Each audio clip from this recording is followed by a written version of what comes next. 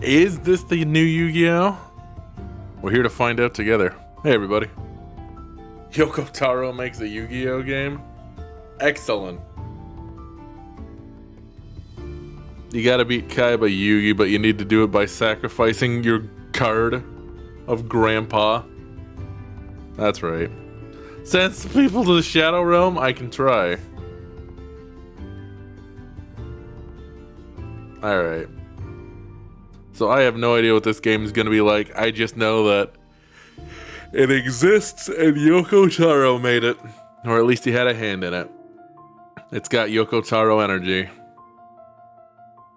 Hopefully it's the near Yoko Taro energy and not the Drakengard Yoko Taro energy in terms of whether or not it's fun to play. Alright. I got a new overlay for this, so let me just kick us over real quick. Speaking of Yu-Gi-Oh! Ha! Hello. Is everyone ready? Space the Yoko Taro frontier? Here we are. I didn't know what to add, so I just added a bunch of random shit to the overlay. Apparently there's multiplayer. It's not unlocked though. So I probably have to get somewhere in the game. Yep, it's just on top of the hair. The Millennium Eye will not be denied. Alright. So I got no idea what to expect with this game. We're just gonna jump right into it. This is how Darius became a card game channel. Oh no. Or maybe, oh yes, does it make me a lot of money? Alright. Well, let's get started.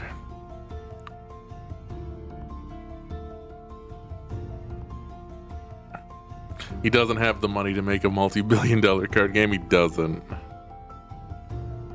Oh, hold on. You know what the problem is here? I didn't add a bunch of sources to this overlay, so we're gonna take a minute. Sit right there as I add alert boxes to the overlay. I knew I was forgetting something.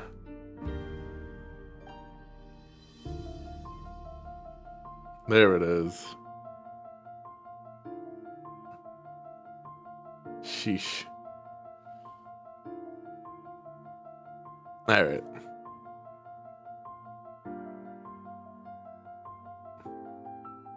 It was by design?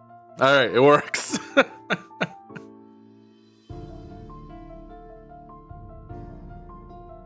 You guys ready? I'm ready. Okay. New game. Let's see where this goes. I've got no idea what to expect. Oh.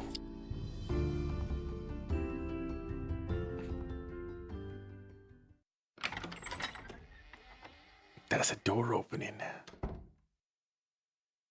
Good afternoon, or should I say evening, morning. Morning? At any rate, I'm the Game Master. It's afternoon. Pleased to make your acquaintance. Before we begin, there is something I must tell you. You see, my job is to draw you into this world with my voice and cards, which is why I believe it best for you to play with the sound on. The sound on. In fact, I insist on it. He insists. However, as you can see, my voice is subtitled, so you can always read along as well. For everyone's convenience, we display subtitles. That's how we do. Now then, are you ready? No. Let's begin. Welcome to Voice of Cards. You are about to take the first steps of your adventure. I see. To a realm of sword and sorcery you will travel, battling bloodthirsty monsters as you strive to realize your ambitions. My ambitions. I have every faith you will accomplish great things here. And you are? I am merely a witness to your exploits. I see.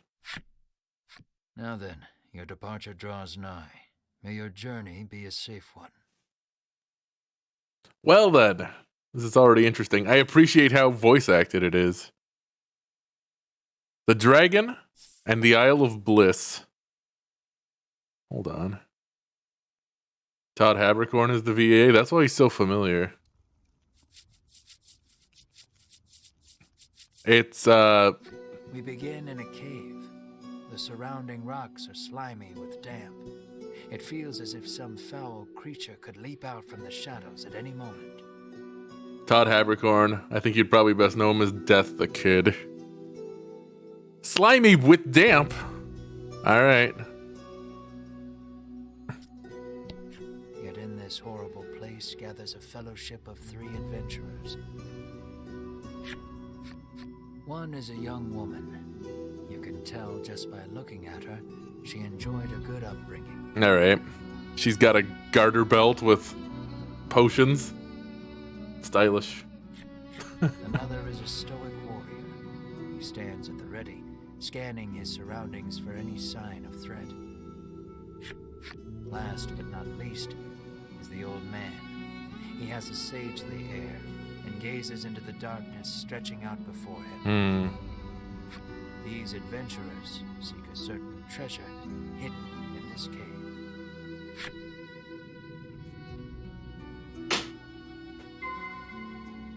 Move further into the cave.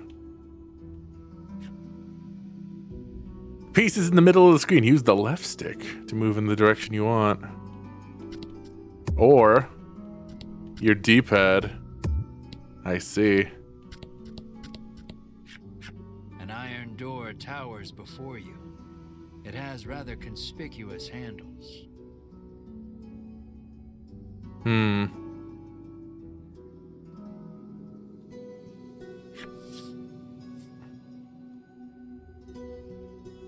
Well, if it's a door handle, you pull on it, right? How's the audio, by the way?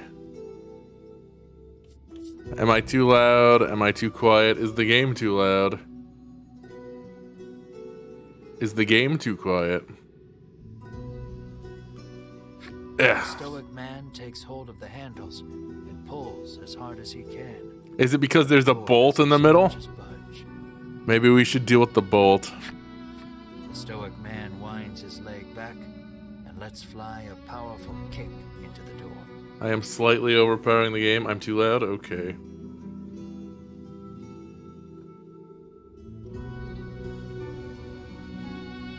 How's that? Is that better? Final Fantasy XIV was extremely loud, so... Also, the game is very loud in my ears. Ooh. As his foot connects, the door trundles to the side. So it was one of those sliding contraptions. A sliding door?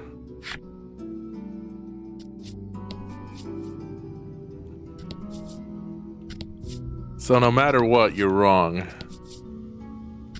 Oh. Something leaps out at the fellowship from the darkness. Well, if it needs to go up louder, let me know. And fight. The fight is on. Take down all the enemies and victory shall be yours. Uh-huh. I'll deal 10 light damage.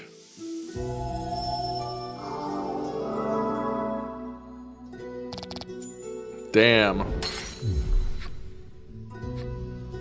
The number in red indicates HP. When a card's HP drops to 0, it becomes incapacitated.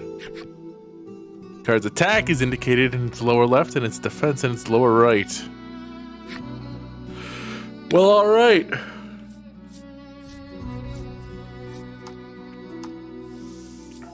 Deal damage, old man.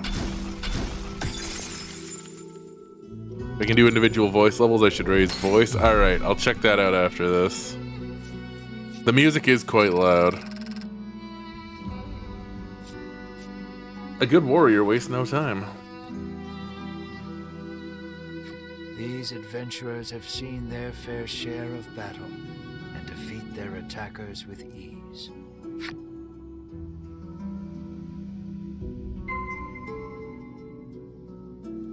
Okay, well, I got no menu options at all, it looks like, right now. Ooh, treasure. As the trio approaches the treasure chest, an awful rumbling resounds deep in the cave. You shall not have it, a voice growls. Before the wary trio appear creatures the likes of which they've never seen.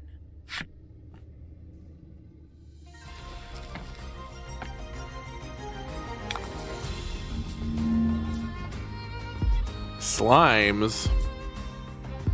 And a Skeleman. Okay. Well, we know that the Skelemen hate light damage.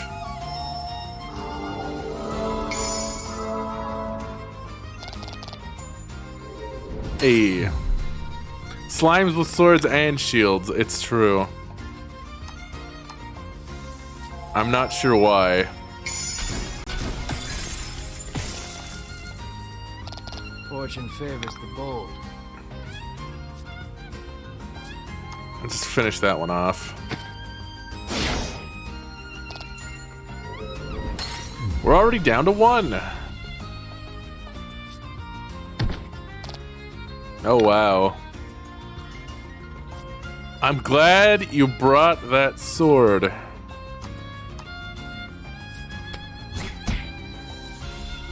So we appear to have gems that we generate and also spell or spend costs on.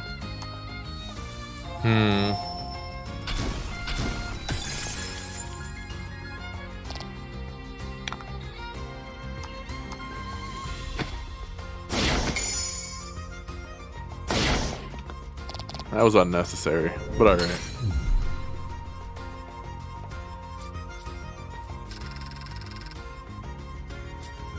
Well, okay. This is gonna be the strong party.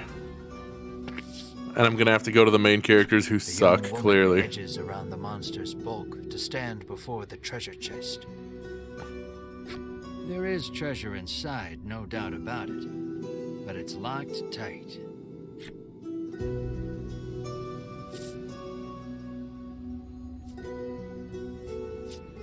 Weird.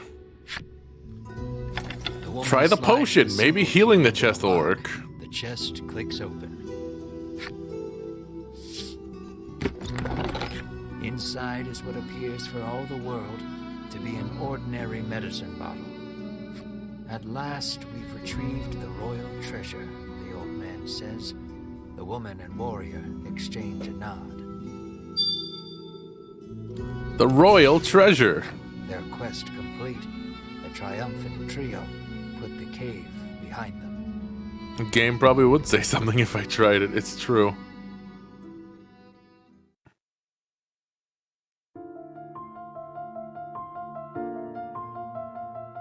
Oh, pre-rendered. Long ago, the people lived in peace. But then the dragon appeared, sowing terror throughout the land. Valiantly, the kingdom fought, claiming narrow victory. This is very near music. Grievously wounded, the dragon fled. Thence after, the years passed. People again knew peace. Until the dragon returned.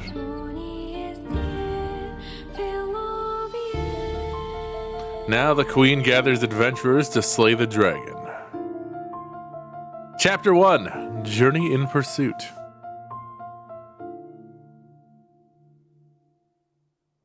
Well, okay.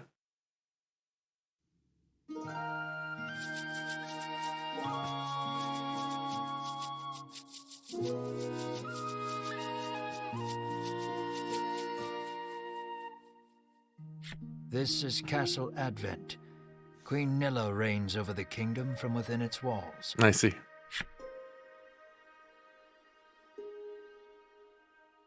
Combat does not seem to be deck building, at least not now. The chamber jostle all manner of knights, adventurers, and bounty hunters. Unless there are mechanics we haven't seen yet. The The white-robed adventurers stand close to the throne. But right now, it's looking like a pretty standard JRPG with like cards as the set dressing. A palace guard calls over the tumult. Be silent. Her Royal Majesty graces us with her presence. All right. Who's it gonna be? Oh. The cacophony ceases the moment Queen Nilla enters the chamber. Seated upon the throne, the queen faces the crowd. Her lips part. Thank you all for heeding my call to slay the dragon. Whatever it takes to defeat this reawakened evil, I ask that you do it.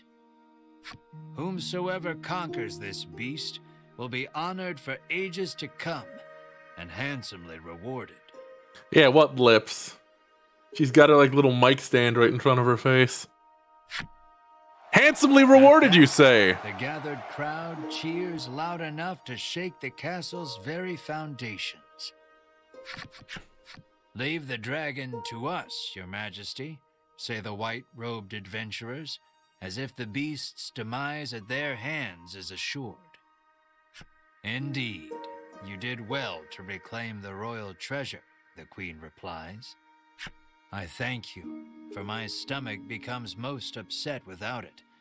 So the treasure is a staple of the royal medicine cabinet. The royal medicine cabinet. It puts my mind at ease to know the Ivory Order offers its aid in slaying the dragon. Did we retrieve the royal tums? The trio are disciples of the Ivory Order, a charitable organization beloved the realm over. Indeed, I see. Anyone would think this illustrious trio the heroes of our tale. But they'd be wrong. Ho ho. Who's it gonna be? So we just gotta slay the dragon and we'll be drowning in gold. The man trails off, drooling over unknowable fantasies. The royal Peptis Bismalis. Yes. Beside him, a strange creature lets out a chirping coo. Pay attention, because this is important. There he is, or there you are, I should say, the hero of our tale. That's the guy from the overlay. A humble bounty hunter. You love little in this realm more than coin. Well, A seemingly tedious fellow who doesn't hesitate to claim the title of hero for yourself. it's good for business. When you heard about the quest to slay the dragon, it was the promise of reward that lured you to the castle. Now then, if you wish to officially register for the hunt, see me so I can get your signature. All right. You wonder why you need to sign anything, but head for the guard anyway.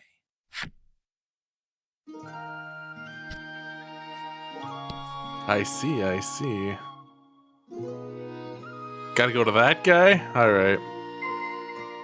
Stand before the guard and sign your name. Press the Y button. Okay.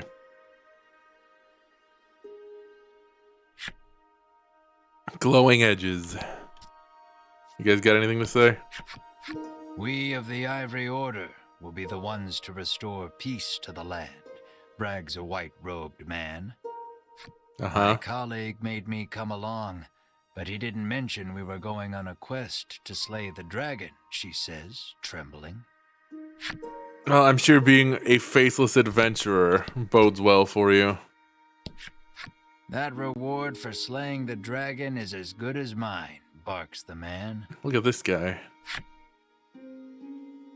This guy who would be voiced by Patrick Seitz normally. The man takes one look at your companion and shrieks, "Monster!" That reward's as good as mine! That's right.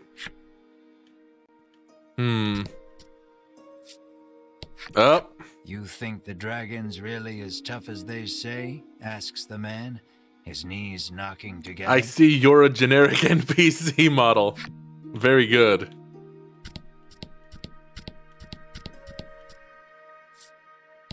As are You'll you. need tough gear if you're going to beat the dragon, the man tells you. The things we're discovering. Keep your ears perked. You never know what you might hear that'll lead you in the right direction, the man says. You think. I see. You got anything to say? The Ivory Order trio stands before you. They seem not the most approachable of parties, but...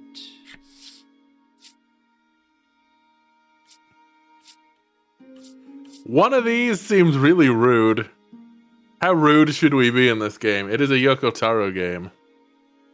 But on the other hand, should we just try to keep our head down?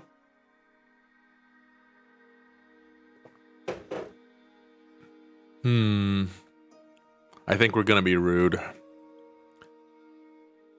Who are you guys supposed to be? You inquire about their identities. We are disciples of the Ivory Order. It is our duty to aid the realm and its people however we can. The Order's principal focus is developing medicine to distribute to people throughout the world. I see. They begin blathering an answer to a question you didn't even ask. Oh no, I'm getting the pamphlet reading. Sensing a long lecture ahead, you seize on the first chance to extricate yourself from their presence. Yep, I'm out of here. So long. Who you? Ah, If the heroes lots of of the Ivory twins. Order are hunting the dragon, he's as good as dead, says the man, relief spreading across his face. I guess you can peek at answers before you actually get or give them. Sign here, says the guard, handing you a pen and paper. Okay. Oh no. Ash? Alright. Ash it is. Ash. Got that written down alright? Should we be Ash? Or You sign your Yeah. name. I wasn't sure if you After actually get a name or sign, not. The guard motions to the strange creature beside you. The monster, too. You sign your companion's name as well. Mar. Ah, yep, I'm Ash Ketchum and this is my starter, Mar.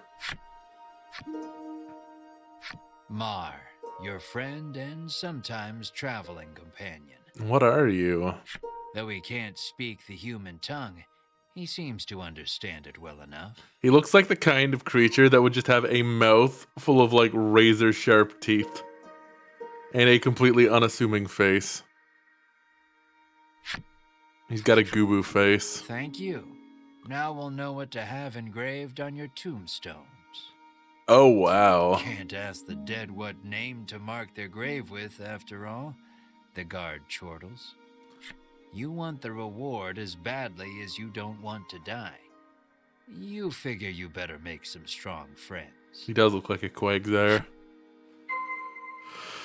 Speak with the others gathered in the hall to form a fellowship for the journey ahead. Hey guys, you want to form a fellowship? Offer to join forces with the Ivory Order trio? How about we do this We together? select few are sufficient to defeat the dragon. We require no additional aid. Damn. And we certainly don't require the aid of a no-name wastrel. With that, the trio Excuse takes me. their leave of the castle. Okay, well now it's vaguely personal.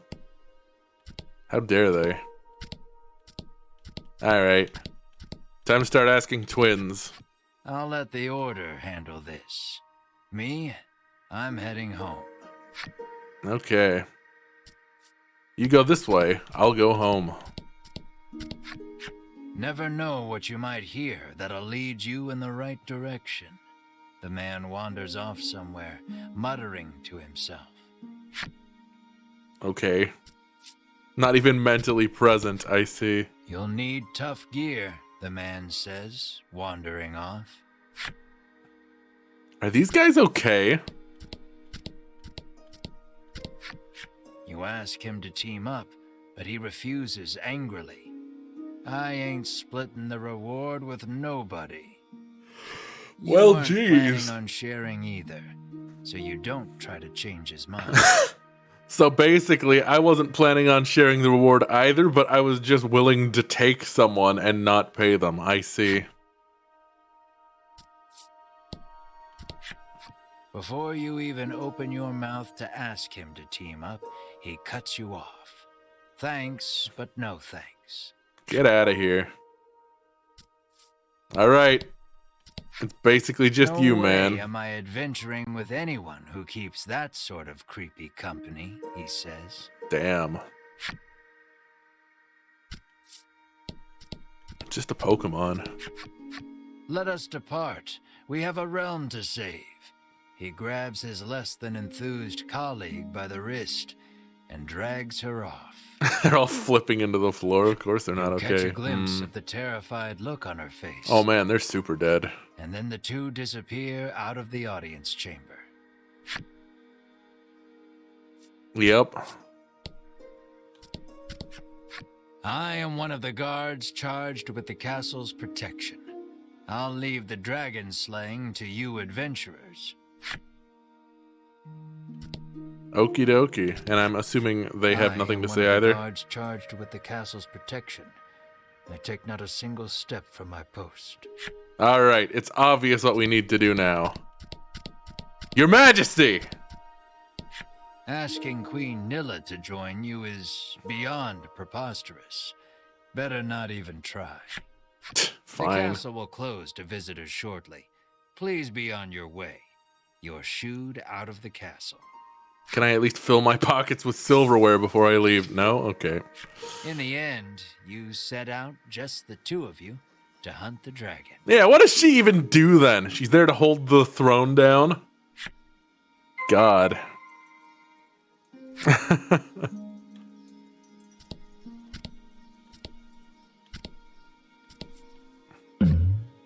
Event. A weapons merchant accosts you in the street, despite your best efforts to mind your own business. He speaks to you in a voice barely above a whisper. You want the most powerful weapon there ever was? I already have it. Friendship. He conspicuously checks his surroundings before revealing this weapon of apparent renown to you. Phoenix Flame. To hear him tell it, this is a legendary weapon, and one of its kind at that. It can be yours for 20,000 gold pieces, he says. Only 20,000? You can smell the scam a mile away, and yet the aura of this weapon does have something of the legendary about it.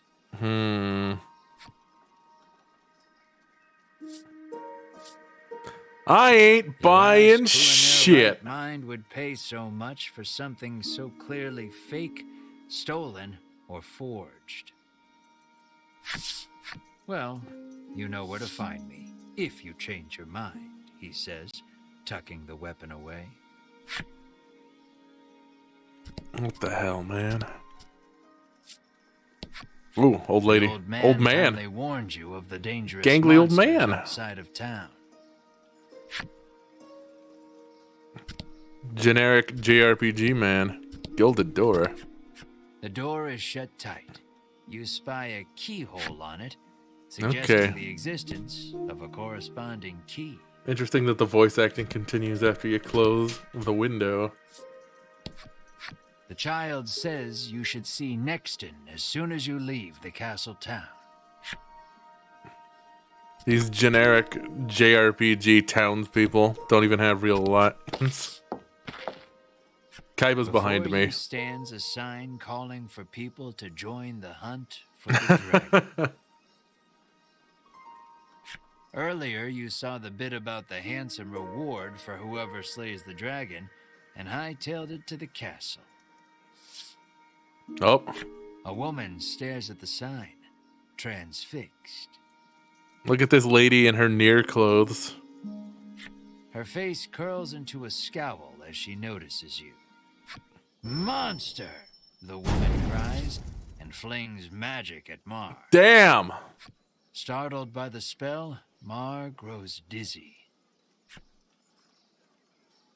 I shout, "Lady, the hell are you doing?" Woman and shout, "What are you doing?"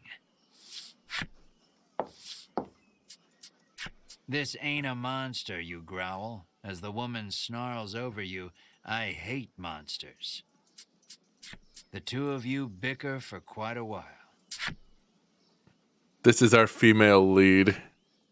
You can tell because of how surly she is. It's a Yoko Taro game. In the end, the woman admits she may have jumped to conclusions, but stubbornly refuses to apologize. Inwardly, you call her unsavory names as your attention shifts to a different topic of conversation. Turns out she really hates the dragon and would love to take him down with her own two hands. Okay, well that's convenient. We argued for an hour, yep. But she knows she's no match for him alone, so she's at a loss for what to do. I just left Mar in the streets with third-degree burns while I argued with this woman. When you tell her you're after the same thing, she squints down her nose at you. "Fine," she says. "I can help you." I like her already. Team up? Sure! She's a little annoying, but you are looking for quest companions. We know she can handle fire magic. "I only want to see the dragon dead. I don't care about anything else," she mutters. You overhear her remarks and grin without thinking. Then you don't care about getting a share of the reward. That suits you perfectly. You happily join forces with the black-clad woman. She introduces herself as Melanie. Melanie. She tells you she is a witch, but says nothing of why she hates monsters or what grudge she bears against the dragon. I'm sure it's horrible, whatever it is. Melanie joins your party. Well, alright. Let's go. I guess.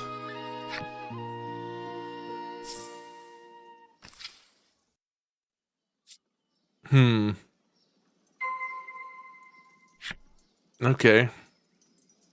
To open the menu. I see. Cards you encounter on your journey will be added to your collection. Can I adjust the audio? No. Just Exodia and the God cards. Let's take a look. I see. Claws. Okay. Seems pretty standard JRPG. Anything in any of these? Or am I just going? I guess I'm just going. Enter next in. Sure.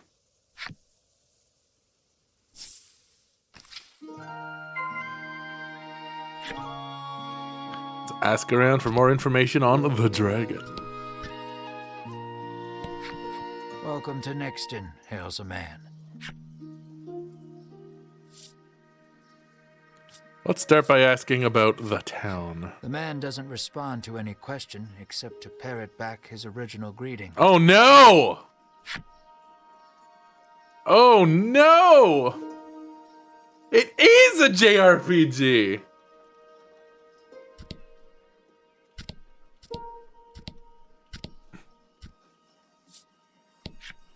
The woman tells you she's so terrified of what might happen if the dragon attacks the town. She hasn't been able to eat. So I played the AV. Oh, so okay. I didn't play the demo, but I'd believe that. You play the Ivory Trio. You gotta save the main character and his party, I guess, for the actual game. This lady's artwork is kind of menacing. It's the grin and the knife. She's so scared of the dragon. How may I help you? The proprietor inquires. What do you got?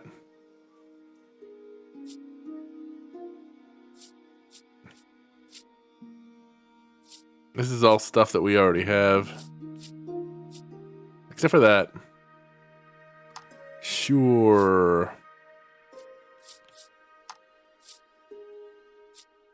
Protect me. I'm the main character.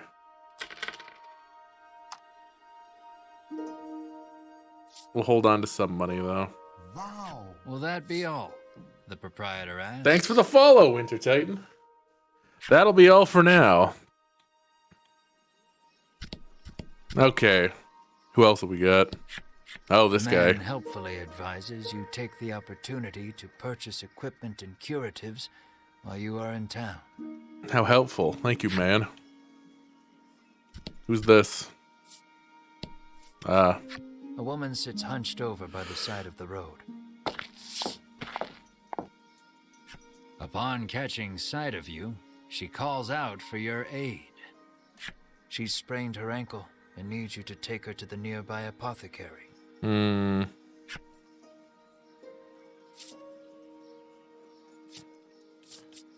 Okay, sure. You try to lift the woman into your arms, but the weight's too much for you to bear. Maybe if she put down the bread! Yep, she's just holding bread. You lay the woman back down where you found her and mutter a quiet farewell before turning to leave. Upon seeing Oops. that, Melanie snaps. What kind of person are you? Got a You've dragon to got a worry dragon about. to worry about, you say, like an insensitive jerk. I tried! Not very hard. Ignoring you, Melanie gingerly helps the woman up. Okay. Mar bends so the woman can get on his back, and the two Oh, of them wow. head off in search of the apothecary. Okay, well, I certainly did a good job. You watch them walk away for a moment before following, complaining to yourself about what a wasted time this is. I see, I see. To the apothecary.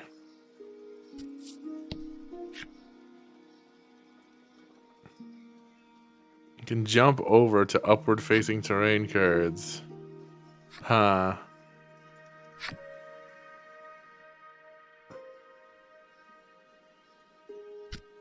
I see.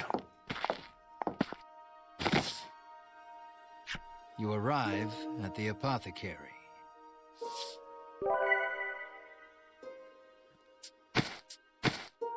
After taking a curative, the woman begins hopping up and down.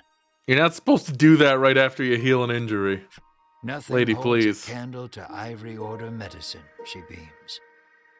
She thanks you and pulls something from her breast pocket. Oh.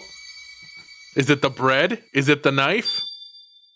A mysterious card 1. You have no idea how to use it. But put it somewhere for safe in the meantime. You've helped someone, albeit not quite out of the goodness of your own heart. Mysterious card 1. It might be a good idea to do that again, should you come across anyone else in need of assistance. I see. If you do, I'm sure something good will happen. Okay. Mature Woman's Flip Side Story. Special stories about characters and enemies among your collected cards. Alright. Let's go take a look.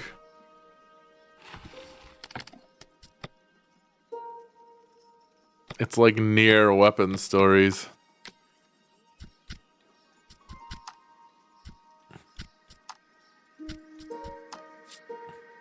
Every morning, she wakes up early to get breakfast ready, and every morning she has to take her husband's abuse. There's only so much a woman can stomach. Oh man.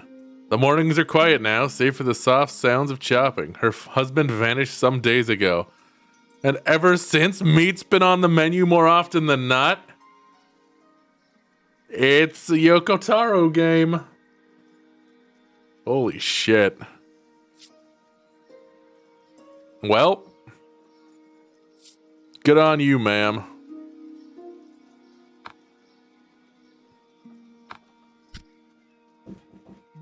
I knew she was threatening. Do we have anyone else? It was by design? It was, in fact, by design.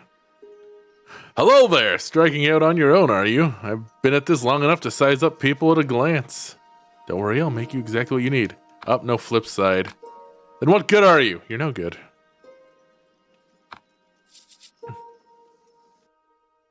Ma'am.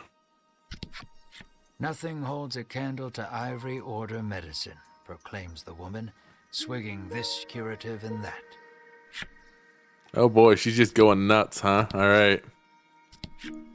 The girl says if you follow this road northwest for a bit, you'll come to Thriston. The third town, Thriston? I see. The Plain Girls flipside story. Really? That easy, huh? It seems the majority of the world's medicine is made by the Ivory Order. Many people depend on it. That's probably part of the reason the Order has so many ardent supporters. Okay, well. What's the Plain Girls card? I can't imagine.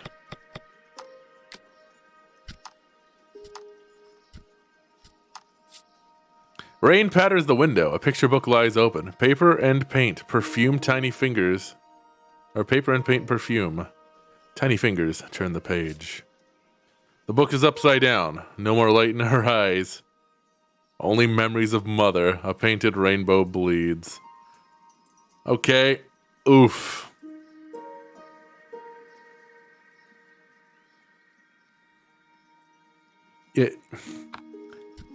Do your best, kid. Life's hard. Welcome to a world without song, etc. Apparently a monster researcher lives in Thriston and might know something about the dragon. Well, I guess that's where we're going. In Thriston, the good Seems doctor. You've learned all you can here. Time to move on.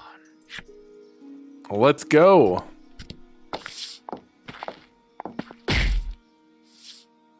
Whoops. As your eyes roam everywhere but the path you walk, you barrel right into someone. Oh, it's the gang. When you turn to see who it is, you see the Ivory Order trio from the castle. Winifred, are you all right? The sagely old man asks the woman, voice full of concern. I'm fine, the woman called Winifred replies. Thank you, Hedwin. Berwin, the old man calls, turning to their stoic companion. He jerks forward, as if to defend Hedwin and Winifred. The trio advances on you. How dare you treat disciples of the Ivory Order with such disrespect? I see. How do I respond? You broke my bloody foot! Ah! Oh god, I'm gonna need reparations. You grab your foot, wailing about how much it hurts, demanding the Ivory Order trio give you money to see a physician.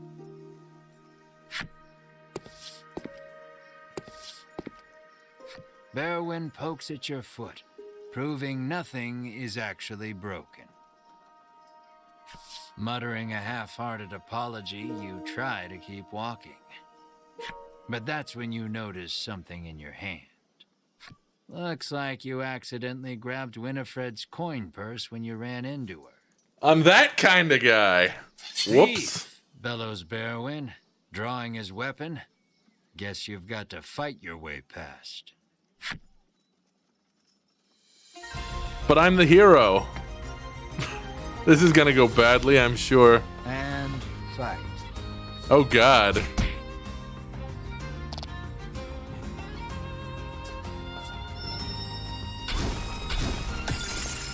Oh God, Mar! Don't worry, the coffin card is down, but they're still alive.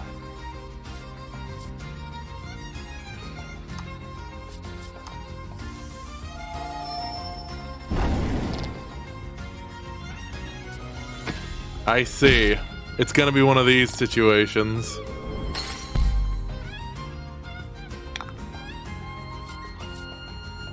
Alright. Hell yeah, one whole damage. I'm doing it. I've done all kinds of heroing, just off screen. You guys didn't see it, right? Totally. Super. We did it. We got our ass kicked by the actual heroes. The Ivory Order laid you out flat. The Ivory Order trio looks at you like they can't believe such a weakling would even try to hunt down the dragon. Taking pity on your ineptitude, the Ivory Order trio uses their magic to heal your wounds. We mustn't tarry any longer. To the monster researcher of Thriston with us, Hedwin urges his companions and the trio depart.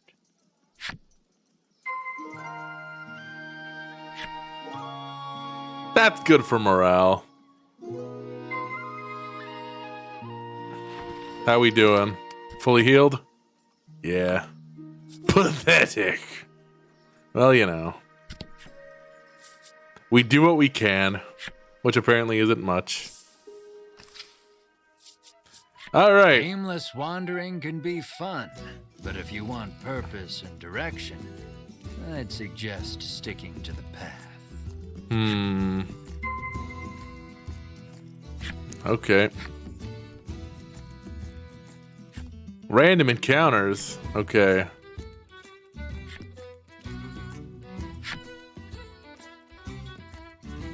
Well, if that's the case, I'm gonna save right now. I don't know how aggressive the autosave is. Sure.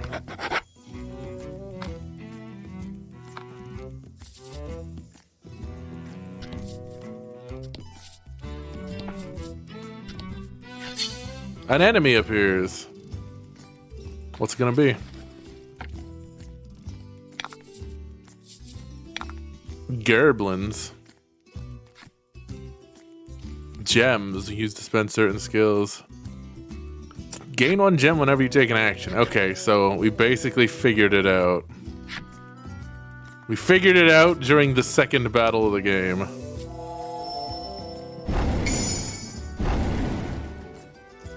Very good. Uh-huh.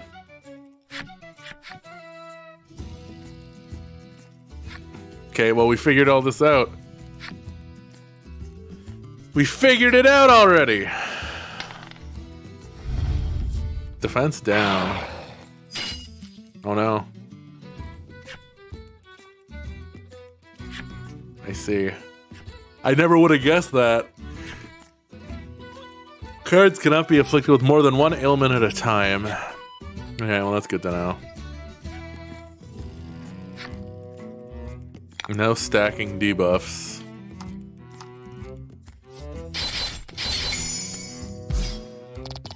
That was lucky. Yep, I'm real strong. Doing my 1 damage. Dark Souls level autosave aggressiveness. The only games that generally have that are games where you would probably want to restart fairly often, and they prevent you from doing so. You gotta live with your bad decisions. Okay.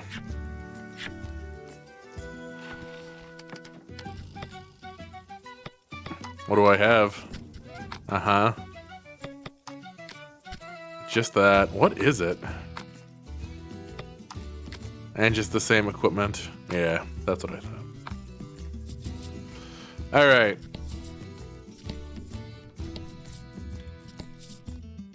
Ooh, a forest. An enemy appears.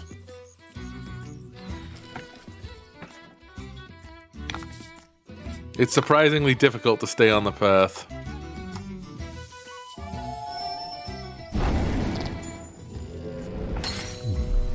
You did great. Well, you know. Flip over that card, it's the right leg of Exodia. What if it is just like Exodia? Melanie leveled up.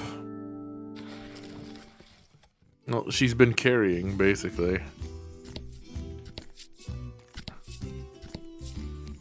Actually, I would say anyone but Ash has probably been contributing. You were surprised to find a merchant selling goods in a place like this. A merchant? What are you buying? Alright, let's take a look. You take a look, and the merchant welcomes you energetically. You're in luck. Oh, she's cute. I have some rare items for sale, she remarks. She has rarities for sale.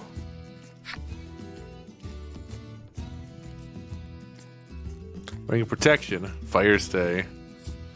I can't afford any of this. Oh wait, bombs, lamp oil. Do we have rope? No.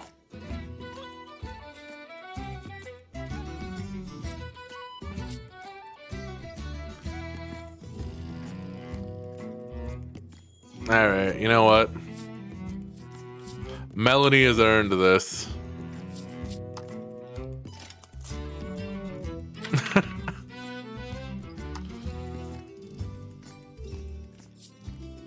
Alright.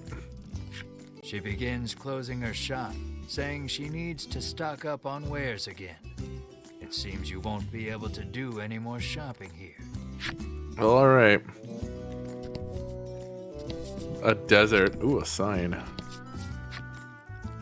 This way to Thriston. It's not a desert, it's just a dirt road, I see.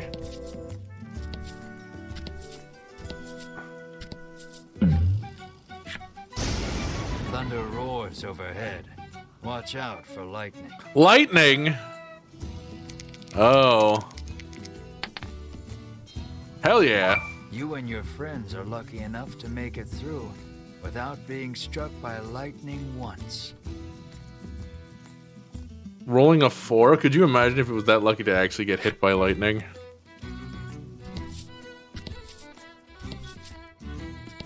No, thank you. A lot of events on this map. Find an old telescope. You figure a look at the path ahead can't hurt, and pick it up.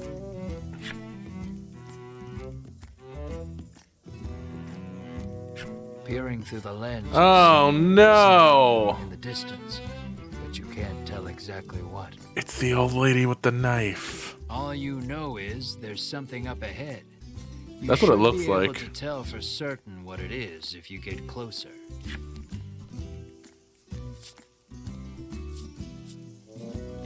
Hey, old lady! Upon your courage, you toss the janky telescope aside and charge ahead with your friends.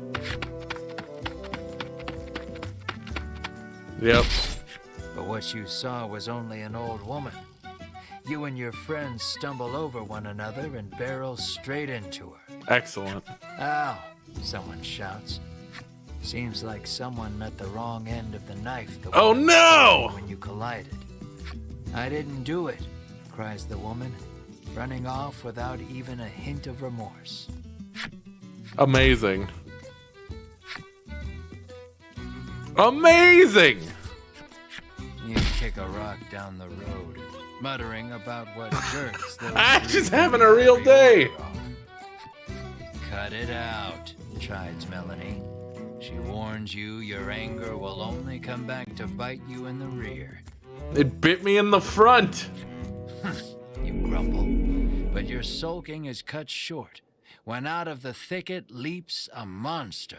Ew. The rock you kicked must have hit it, because it is really mad. Brace yourself for battle. I'm glad. I'm glad I ran into a knife right before this. This is exactly what I needed. Don't hold back.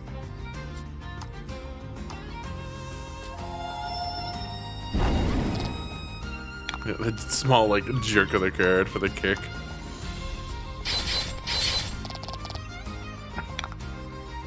Alright, hopefully this guy doesn't do a ton of damage in one turn, although he might. Nah. I'll leave this to Melanie. And just clean up.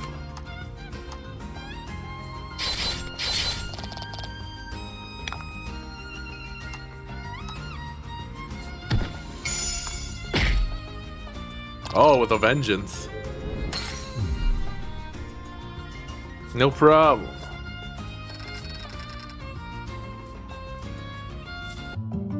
Hey, I leveled up. Ooh, I learned heal. Body slam. My Pokemon also leveled up and learned a Pokemon attack. Very good. What's this way? Maybe next I'll run into a bunch of arrows. Here's hoping. About the enemy. Sure. We should just get into Thrice then. Instead of wandering around aimlessly.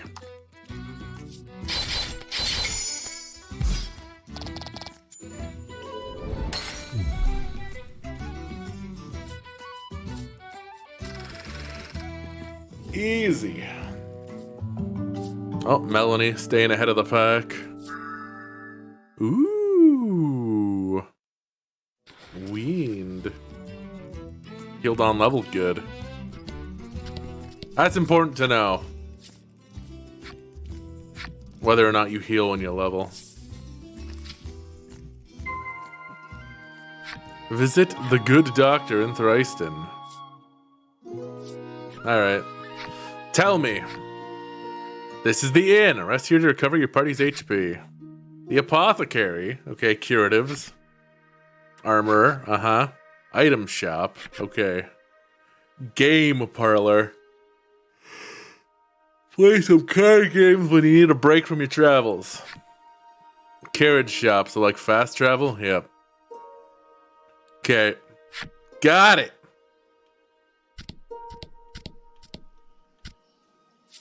Who are these folks? The man says you'll need a torch to explore caves. And, he adds, it just so happens you can buy them at the item shop. You get the feeling he probably works for said shop. I see. Scrub, scrub, scrub. The man scours his skin with a washcloth, trying to rid himself of all odor. All odor. Apparently, he blames his natural musk for his unlucky love life. You catch a whiff of scent wafting off. Oh no. It is rather pungent. An idea strikes you. Maybe getting rid of the toxins within the body would get rid of the odor without, too.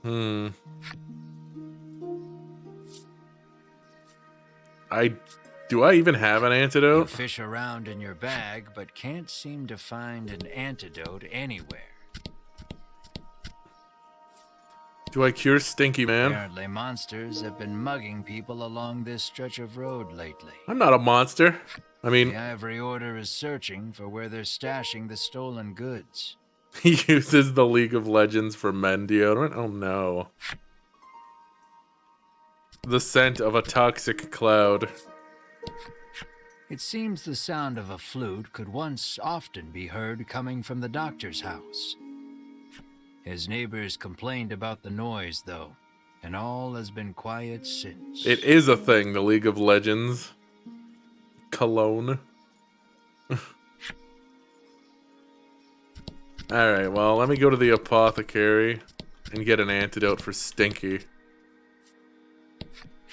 The woman tells you a monster stole something very valuable from her. If only someone could get it back for me, she sighs. What did it steal, you ask?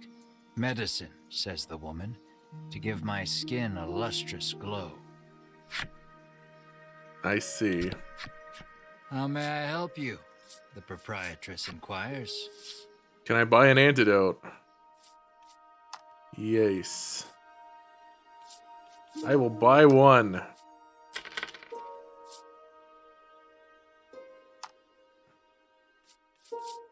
Alright. Let's try that out. Will that be all? The Yep. proprietress asks. Hey, Stinky.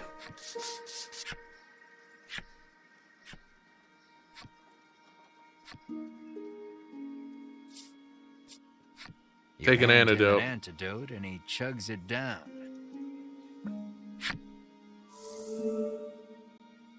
As soon as he's finished, the odor completely disappears. Ugh. Overjoyed, the man resolves to tell the person he likes how he feels. But then it turns out she was only into him for the odor. From his breast pocket, the man pulls out something to give you in thanks. What is it? Oh! Another piece of Exodia.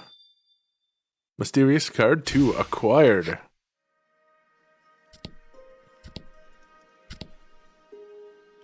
Let's try the game parlor. This is the game parlor. Come play cards, the boy at reception calls. You want to play cards? Alright, let's learn the basic rules. What's it gonna be?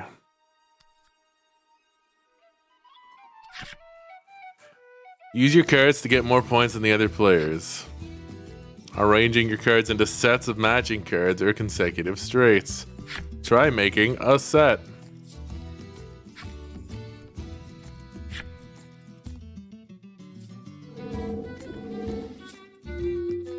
Okay.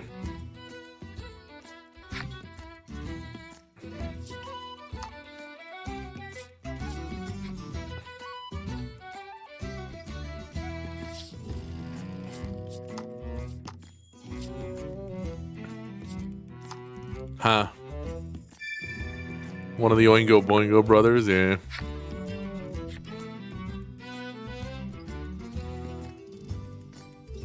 I see.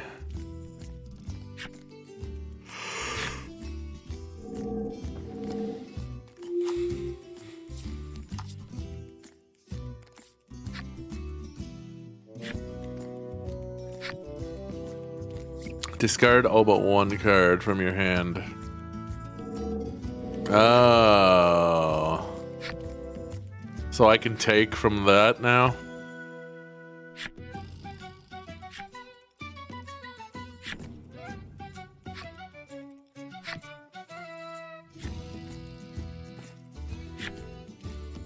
I see, I see.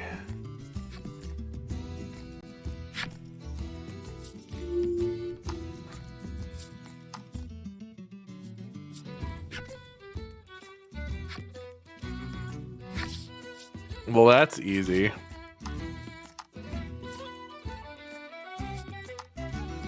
Aces are only worth one, huh? Noted.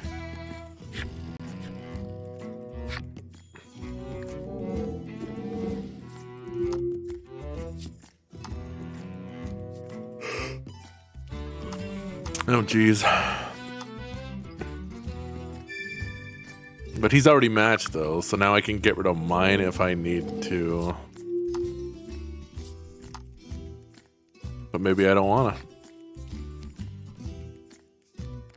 Cards with consecutive numbers on them. I see. Then I'm gonna... Why not?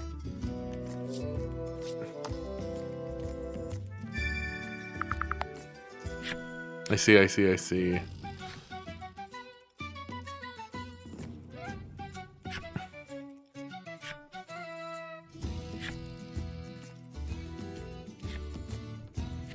So when you make a fourth set, you have to discard one of the ones you already have, huh?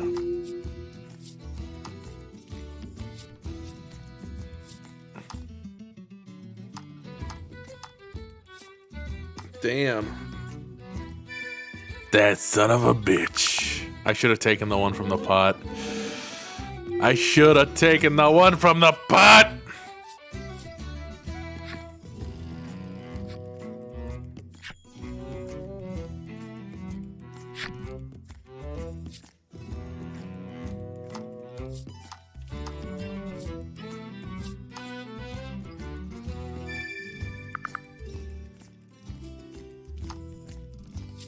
This one's worth the least, right?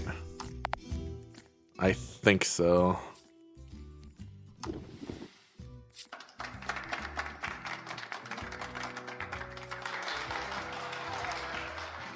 It was me. I did it. Give me your money.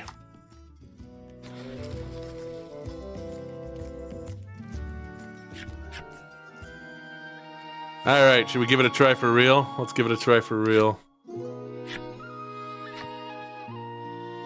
Select the rules. Simple. That's it. That's all I got. Beat this, quit it, Gwent.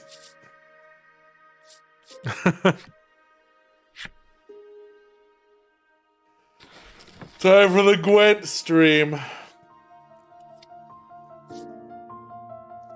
Alright, what do we got? 6, huh?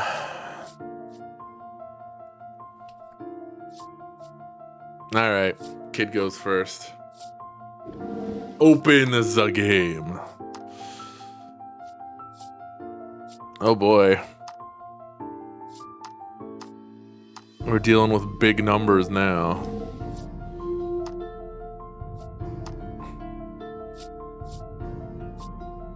Ooh, I'm gonna match these two. Thanks.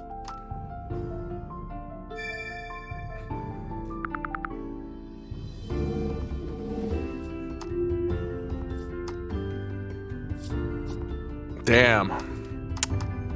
Bastard gets the 8. Hiding in the bushes, challenging random passerby to Gwent. Yep. That's how we do it.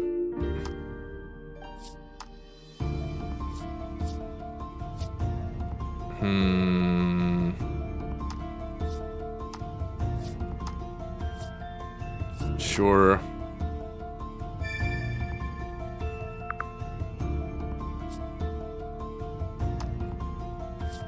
I'm gonna discard that card.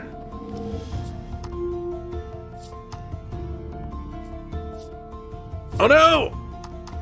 He gets 3 whole points. Whatever shall I do?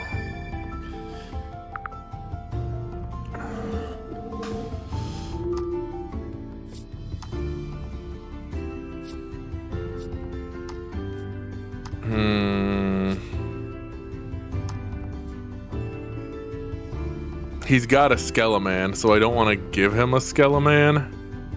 Hold on. Yeah. Don't want to give him the Skeleman. God damn it!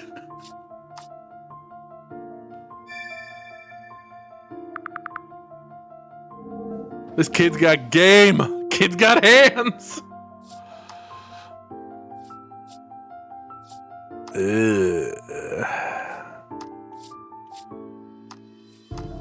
Let's do that.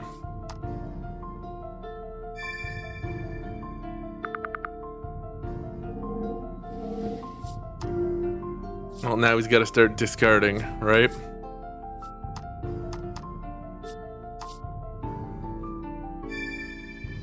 He's probably going to get rid of the slimes, yeah.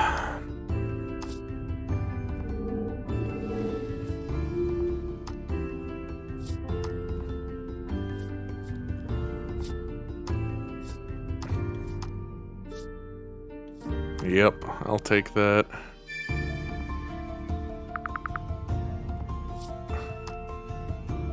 Get rid of that one.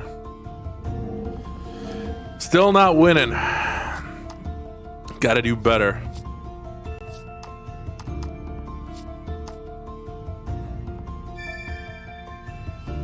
Super cut of Geralt challenging every NPC in The Witcher 3 to Gwent. Oh man. Come on, Ash.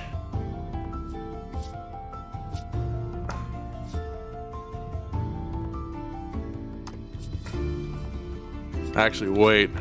No.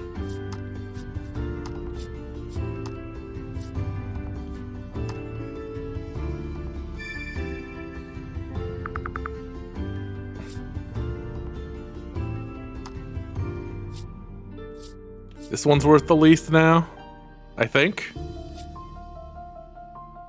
12 and 12. Okay, so these two are tied for their value.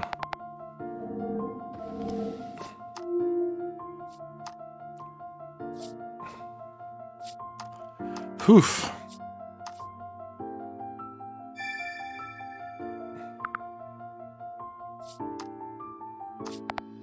So you just gotta like try to get the highest total.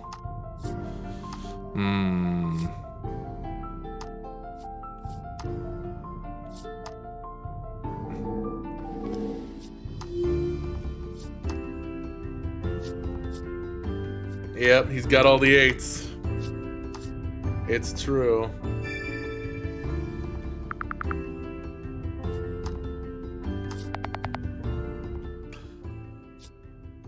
Yeah, he got all the 8s. Alright, this is where I take the knife out and stab the kid, right? And that wouldn't even be out of character. Alright, we tried. Don't let it get you down. Come play again, says the boy, waving. Shut up! Add skills, I see. Well, there's the multiplayer game parlor. Stupid kid! I didn't even want to play. Cyprian Hombre, I'm sorry. Cyprian Amber has lived here for many years, conducting research on monsters. That was a name. And also a weird bit. All the townsfolk affectionately call him Cypri. Not because his name's difficult to say, though. If anyone knows anything about the dragon, it's him. He's a veritable monster expert. Yes. You ask Cypri if he knows anything about the dragon. Come on, man. He says he'll tell you if you do him a favor. The monsters stole a precious treasure from him. I see. If you reclaim the treasure, Cypri promises to tell you all he knows about the dragon. Okay. It seems the treasure-thieving monster makes its hideout in the western cave. That's where you'll want to head. Everything he knows about the dragon will turn out to be nothing. Alright. I'm gonna look at the well. Nope. Can't look at the well. No throwing the kid from the parlor down into the well. To the west.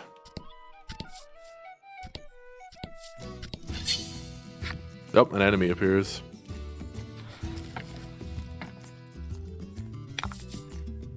Don't hold back.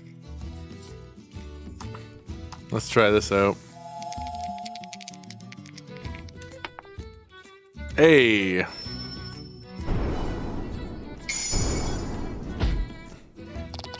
Nice work. So it resists wind damage. Noted. Throwing the kid from the parlor into the well is a time-honored tradition? I know!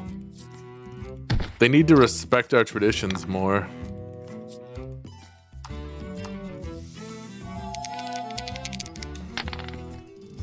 Ooh, maximum damage. Get out of here.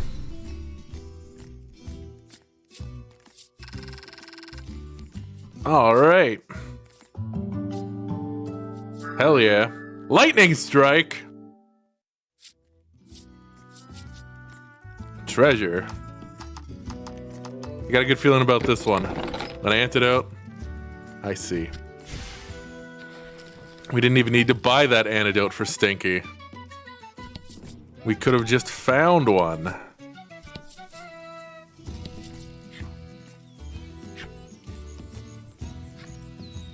Hold on, what level are we?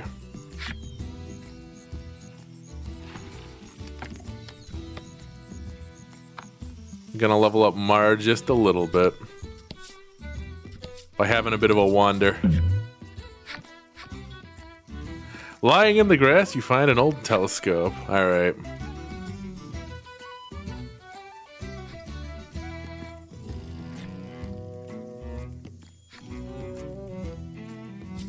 It looks like a person. You leave the janky telescope where you found it and make your way cautiously toward what you saw. Nope. Looks like some monsters prowling about. Sure. You channel the inner champion of justice you never knew you had and decide to throw down with the monsters. Champion of justice or person in need of experience. They've got cute little buttons, though. I thought it was a kid. I mean, it was kid-sized. Alright. Kill him.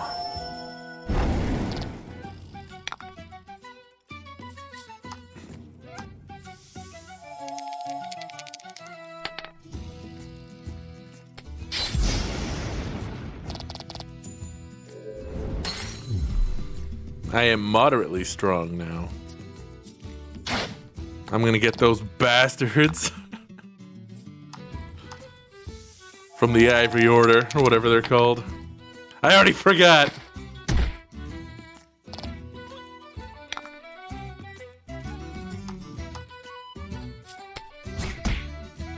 Never mind the dragon. I'm just here for petty revenge now. You did great.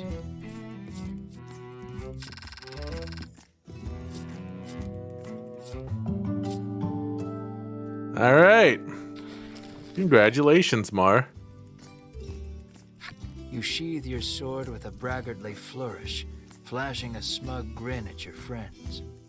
But no one's looking at you except for Melanie. The exasperated sigh she heaves rings loud as a shout in your ears. Nice flourish.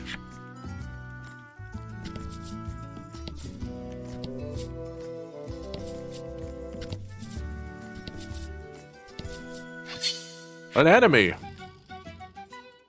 All right, we'll go back to the cave now. Don't hold back. I don't plan on it.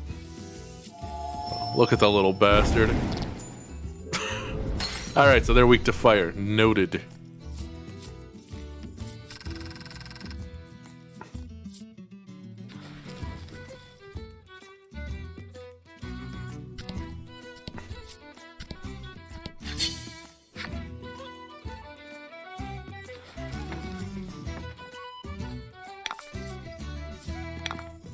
Oh, one of these guys. I know you from cards!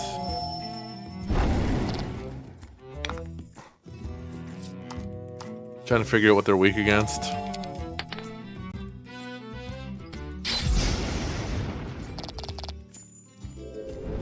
Apparently they're weak against murder.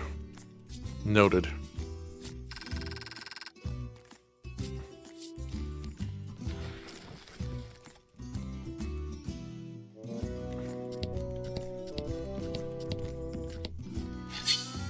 Uh-oh. Let's wander into the woods and get into a fight. So it seems like off the path, you run into a lot more monsters just per encounter. Damn!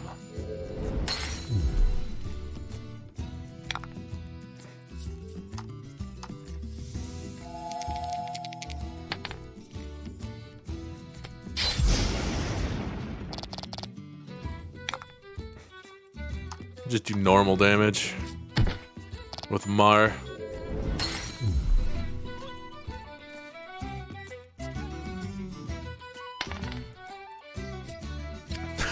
Rolled a 1, what a loser! Alright.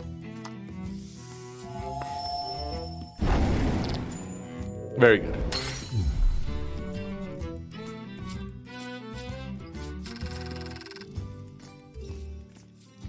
Well, we're making money too, so there's that. Alright. Into the cave.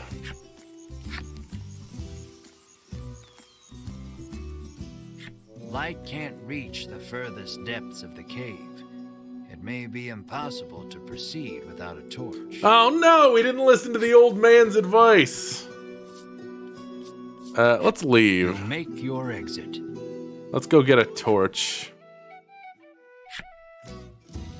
Oh yeah.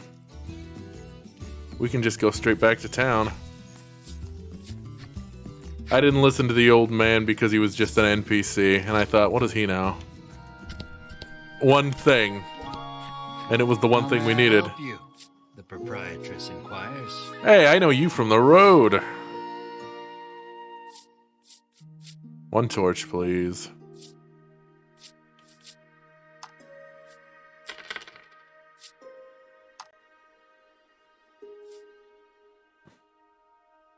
Will that be all? The proprietress asks. Yes. Yep. Okay.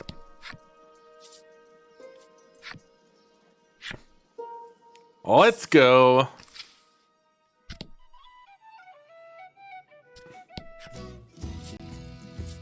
Yes.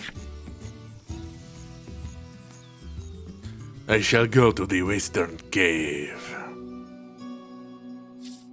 Use the torch. Torch. It'll be much easier to explore now with your surroundings better illuminated. Alright. The torch lights your immediate surroundings. You still cannot peer far into the distance. My ability to manipulate the camera has been restricted. I see. I wonder if that lady's, like, fancy cream is here, too. We should look for it. Skeleman! Oh, preemptive Skeleman.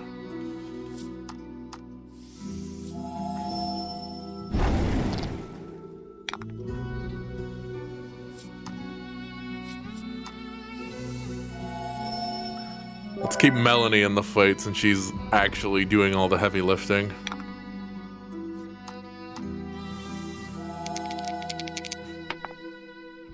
Six whole damage. Oh. He's regenerating.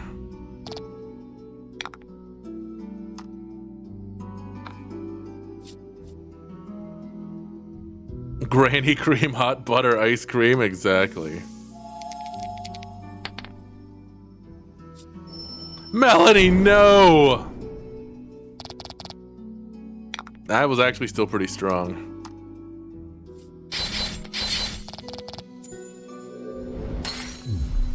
Congrats. Thanks.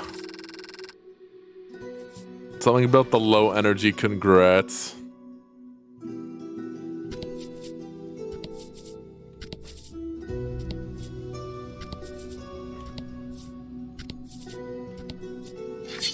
A dead end.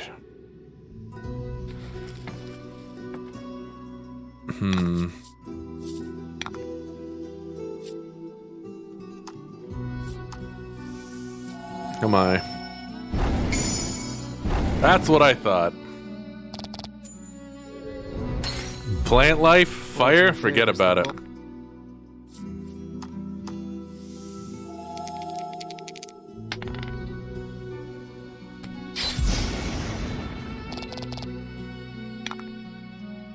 Alright, finish him off, Mar.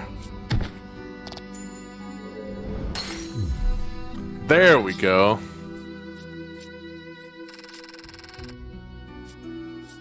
Melanie gonna level? Oh, I leveled up. Ah, there she goes.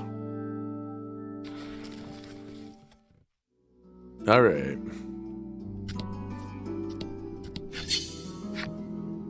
A lot of enemies in this cave, who would have thought? Don't hold back. Wasn't planning on it. How could this happen? Melanie, you're letting the team down.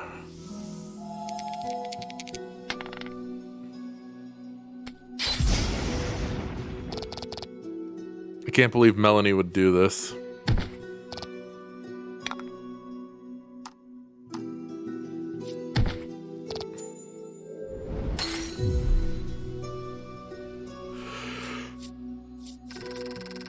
Well, all right.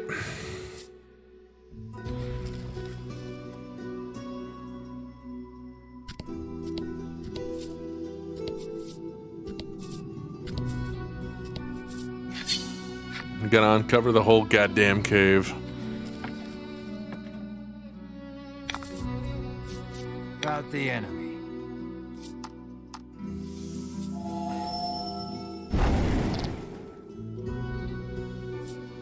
Oh no. Oh no! Okay, that's not too bad. We do have an antidote. I'll finish this one off. Or I won't! Damn. Alright, Melanie.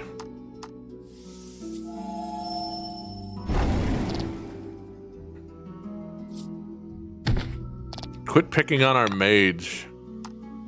I know mages are all nerds, but come on.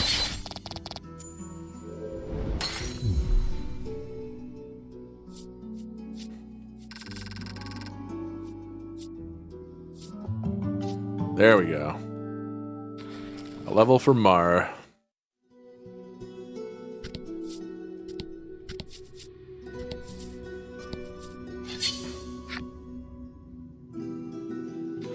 Lots of enemies in this here dungeon.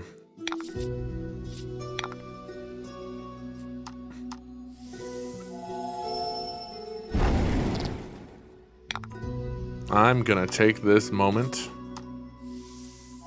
to heal our nerdly mage.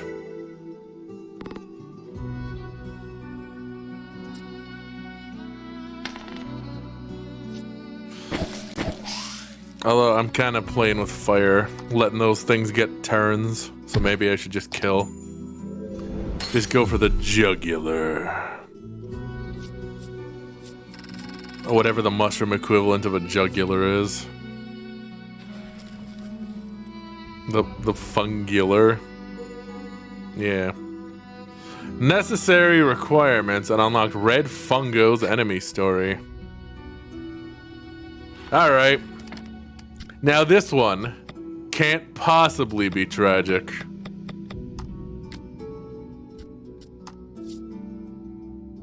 Red Fungos are fiercely territorial, killing all who set foot on their land and turning the corpses into red fungo colonies.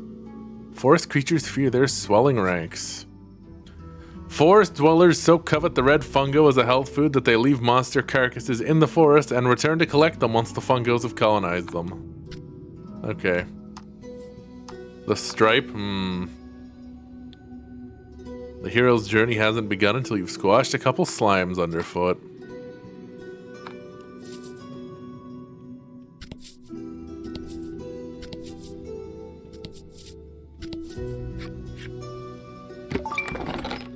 Ah. An oil pot. Maybe that's what the lady uses to keep herself looking youthful. She just slathers her face in highly flammable oil.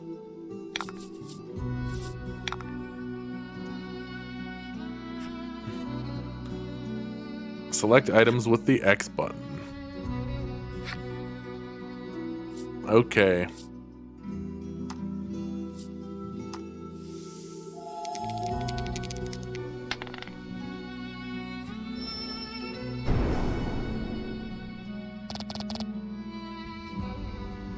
Fungo pops! Oh no!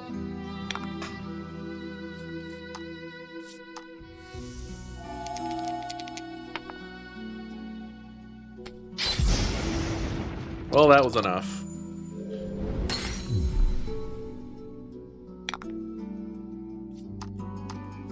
Crush. Eh. Ooh. That was lucky. He did a little roll.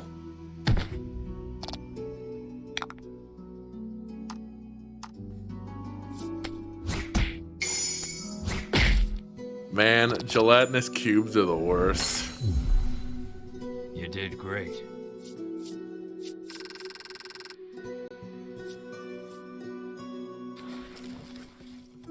The fact that they're nearly invisible.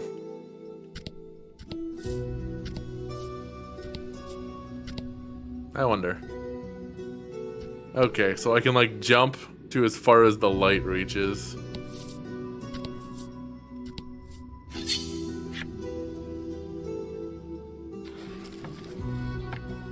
Melee range attacks, but they roll magic damage, so you're fucked if you wear plate armor. Damn.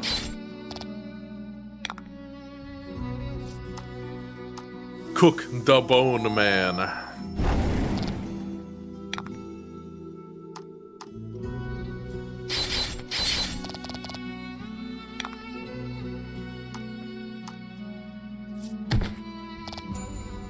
think this is like one of those Japanese RPGs where healing the undead actually damages them.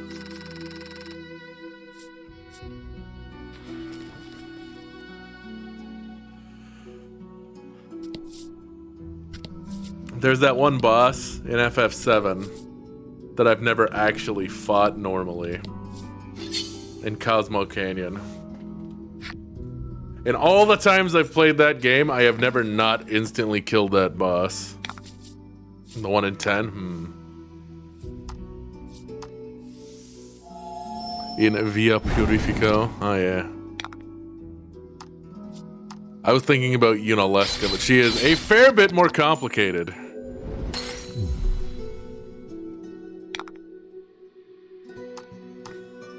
And I always actually think about the Yunalesca fight whenever we're doing Weeping City and we're fighting that one boss that uses Megadeth. And you gotta use zombification to avoid it.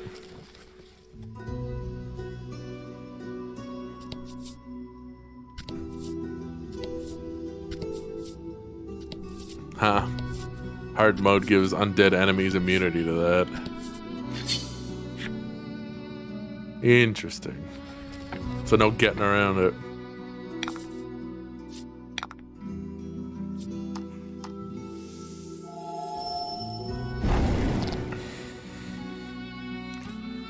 Man, just gotta do one more damage. We can start finishing these guys off in one move. Come on, Melanie.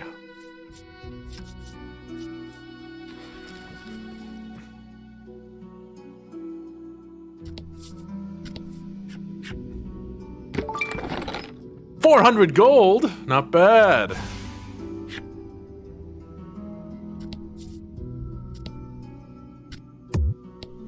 I said diagonally.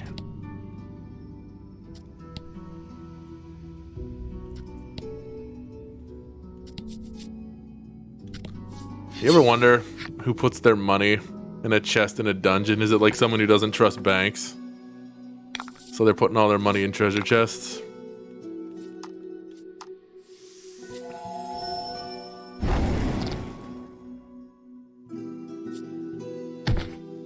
Ow.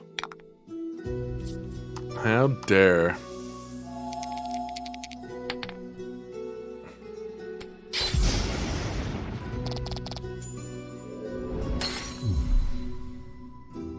I have not checked out Book of Boba Fett yet. I have not had a chance to do basically anything.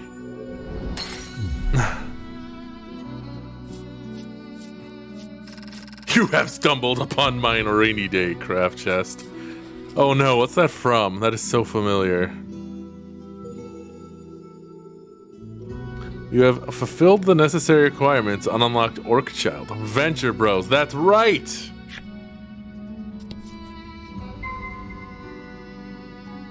That's right.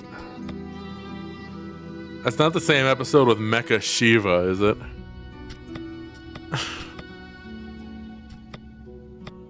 Okay. Well, let's look at Orc Child. You? Listen carefully in any woodland, and you're bound to hear the methodical tap-tapping of these little fellows' wooden mallets. Monsters consider them master crafts orcs. Night after night, the orc children scour the corpses of the monsters they've killed, searching for the raw materials necessary to make their next instrument of death. Well, geez. What the heck is this? An ogre. Huh. The careless manner with which ogres brandish their large stone axes makes them very dangerous indeed. Most monsters flee the instant they hear an ogre's footfall. Gerblin. Goblins love pranks by nature and frequently leap out in front of adventurers they suspect will make good playmates. Sadly, this tends to leave them battered and bruised. Stupid ass goblins. What do you expect?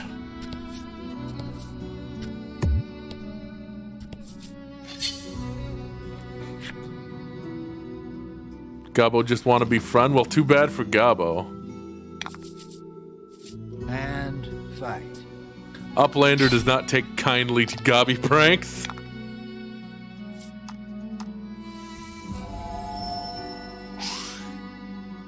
She missed.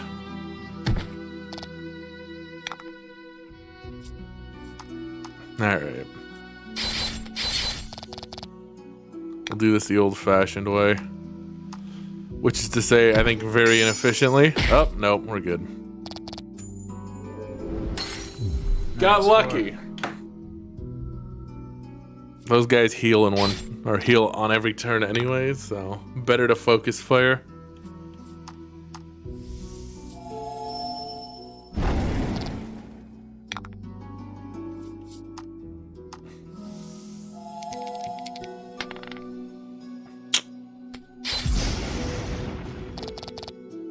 Well, as long as he doesn't mess this up, Mark can handle it. Yeah!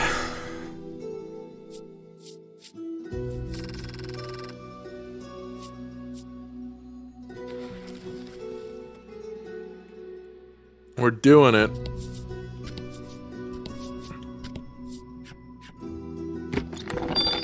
A magic sphere.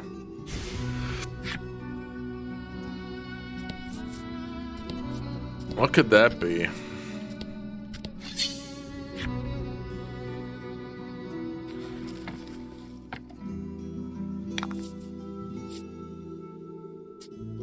Oh no! Let that boy alone.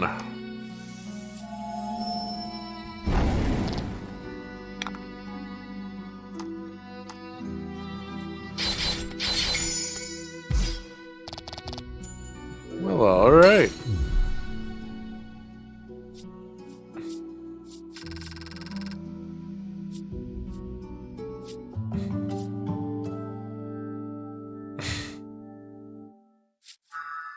Cure target of poison. Deadly poison. Oh boy, there's more than one kind of poison, huh?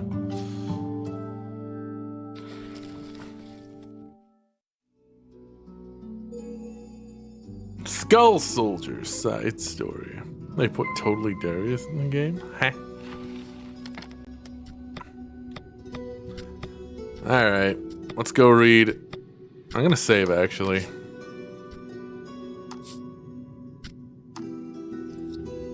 It's been a hot minute. Oh wait. Skeleman!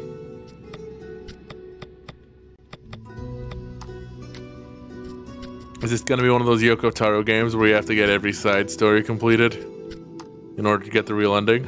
A powerful curse clings to the bones of these former humans which pry themselves from the grave in search of release. Dispel the curse to render them a pile of ordinary bones. There was once a couple consumed by an ill-fated love only to be reunited in undeath.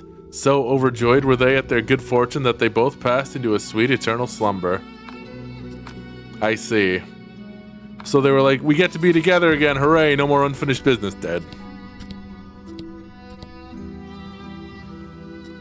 Well, that's kind of nice, I guess. The door is shut tight. It seems some strange force keeps it barred. Upon closer examination of the door, you spot a cavity that looks like some sort of sphere should go there. Magical orb. The sphere. You put the magic sphere into the cavity, and the door opens. Yep. It's Cloister of Trials time, baby.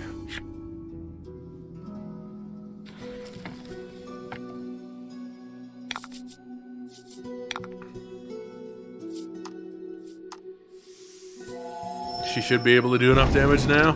Yeah. Exactly enough damage. Perfect.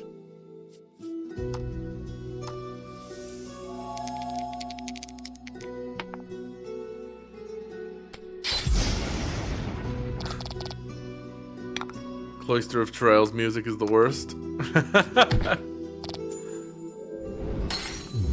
Oh man, I can hear it. Despite the years and years and years it's been since I played FF10. I think I've actually only played FF10 the one time when it was new. Well, what's in the treasure? Before we go further in. Inspire Elixir or Inspire Elixir. Let's go. Level 2.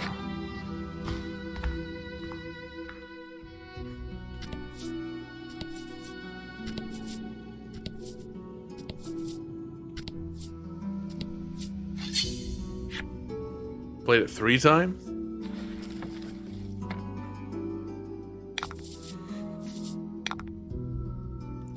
I'll be completely honest with you guys. 10's not really for me.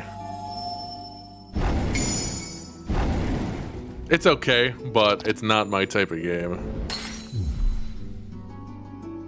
Stream the HD version next year because it's been a while. Well, that is a choice. I'm not sure what it is about 10. It just, yeah.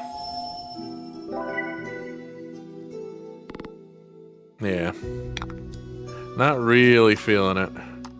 Never have been.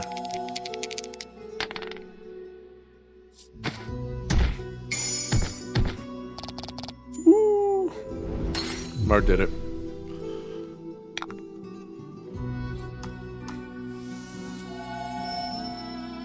Pretty clean sweep. Mar's gonna level up soon. I'm pretty sure. Yep, there it is. Tita's laugh intensifies. I liked that scene. Like, unironically liked that scene. You can tell that the voice direction for that scene was make it crow-like. Make it as crow-like as possible. Deeper into the cave. Was the walking wounded a monster or a human? A knot forms in your gut. You raise the torch to get a better look at your surroundings. The walls have been gouged and scarred as far as you can see. It is tragic in retrospect, you're right. Another message comes into view, written in tiny letters among the scars. I will find you. Oh no. What horrors transpired here? That's always good. You can always appreciate a threatening message left behind. I was helping a friend move out of an apartment after college, and we found a loose floorboard in the apartment, like right in the main room that was under a couch. And we also found this weird picture, like a really, really old faded picture of some kid, some creepy kid smiling. So I thought, I know what to do with these, hold on.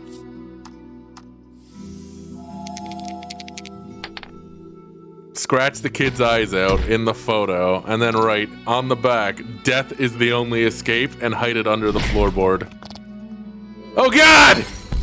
Melanie!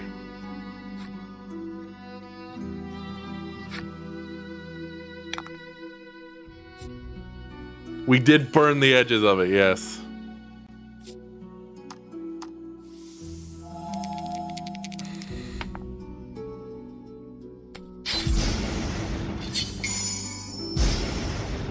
What? It makes life more interesting to have horrible things like that just sitting around in places. And I'll maintain that. Okay, well. Yeah, right, Melanie, with your 1 HP. Hold on. Can I? Nope.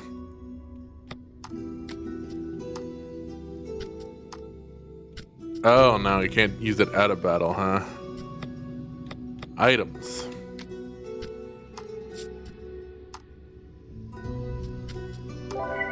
Heal thyself. Gotta wonder. You gotta wonder if anyone found that.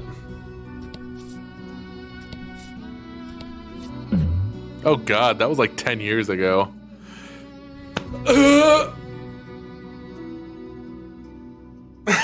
Someone finds my handwriting, like, this looks familiar, and then pulls out the photo. I would be shocked. Press on, deeper into the cave. Light floods into the chamber, illuminating a scene so startling, you nearly drop the torch altogether. Seen stranger circumstances, you know, that's fair. Two mummified bodies lie close beside one another, their hands clasped together. Is this the couple we heard about in the side story? Beside them, a message written in blood. We leave together. We go together! Perhaps they were lovers. Whatever the case, you notice the bellwether nestled in their hands. You gently pry it free, bend a knee, and say a small prayer for the dearly departed. Ah.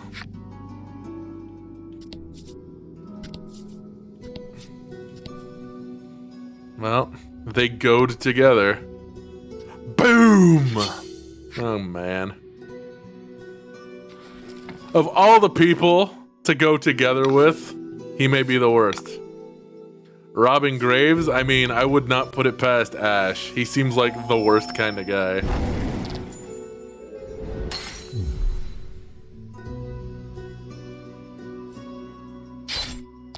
Ooh, no damage.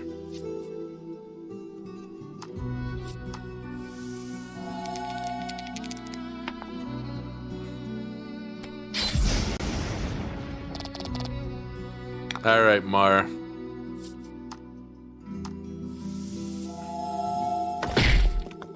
Damn, he's spin.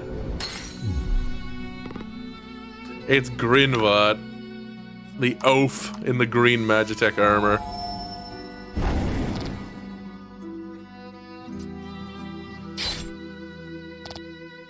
Like, I feel like even Ilbert's better for that, because at least he is a character of some consequence.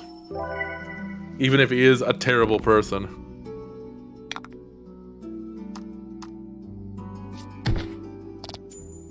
Yeah, the last boss at Doma Castle. Mr. Rip and Tear.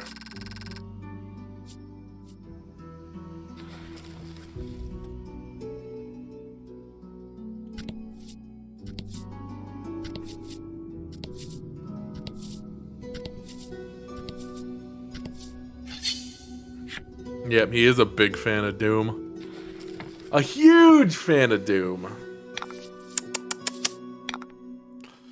Alright.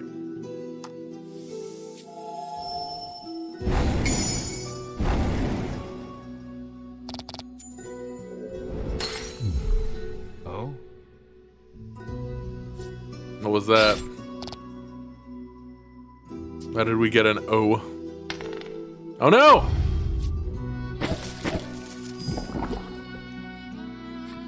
Poison! Not allowed.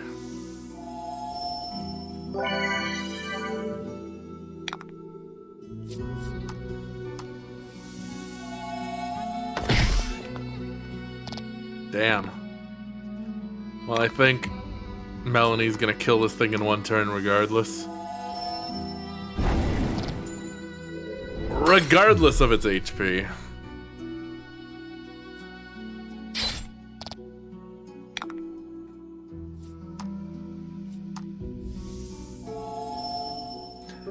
You like the low energy of this GM, yeah.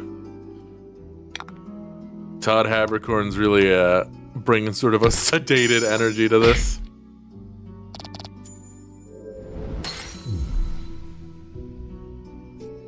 Congrats.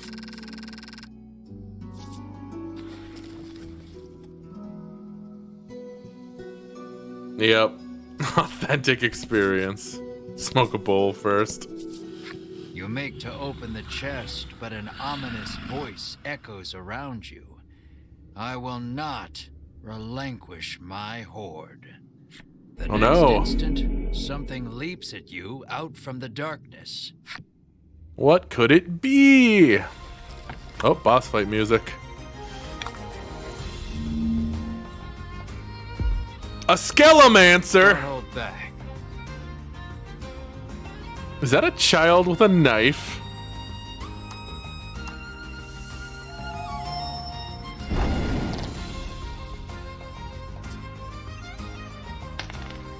Paralysis.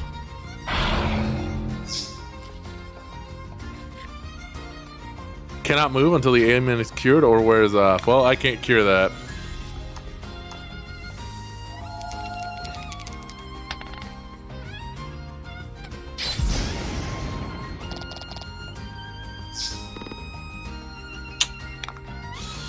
Healing every turn.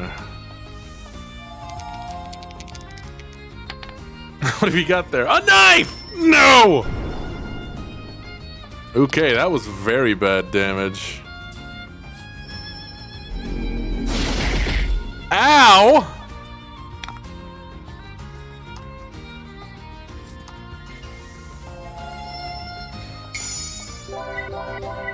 You leave Melanie alone the second. Heals can crit, huh? Huh. Noted.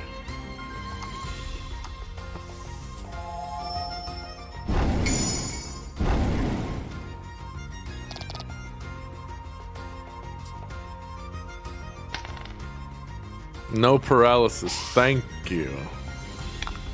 I don't have any way to deal with this. I just gotta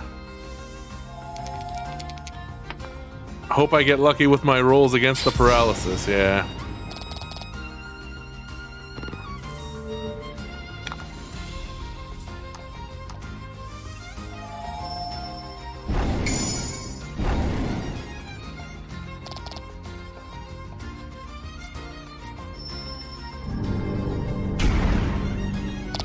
Oof. Alright, well, we can weather another hit of high damage. Superb!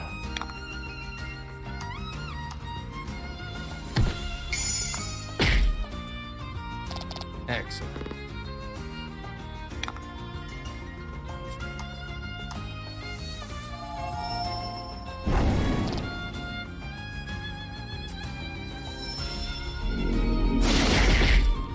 Ah.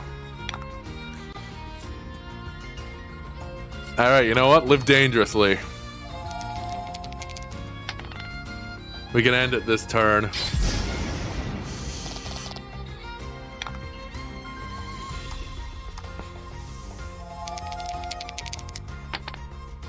We're not gonna! Or are we?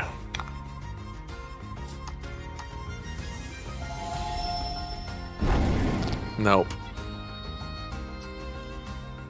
Uh-oh. Hoo-hoo-hoo-hoo!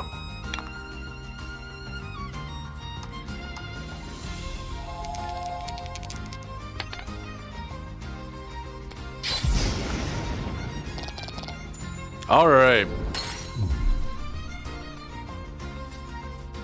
Live dangerously. Die often. Remember well the wounds you suffered here. We did it. The monster defeated, you turn toward the treasure chest. And see those Ivory Order jerks rooting through it. Wait, what? Really? While we were fighting? You rush over, but you're too late to stop them. Sweet of you to take care of the monsters for us, trills Winifred, favoring you with a smile.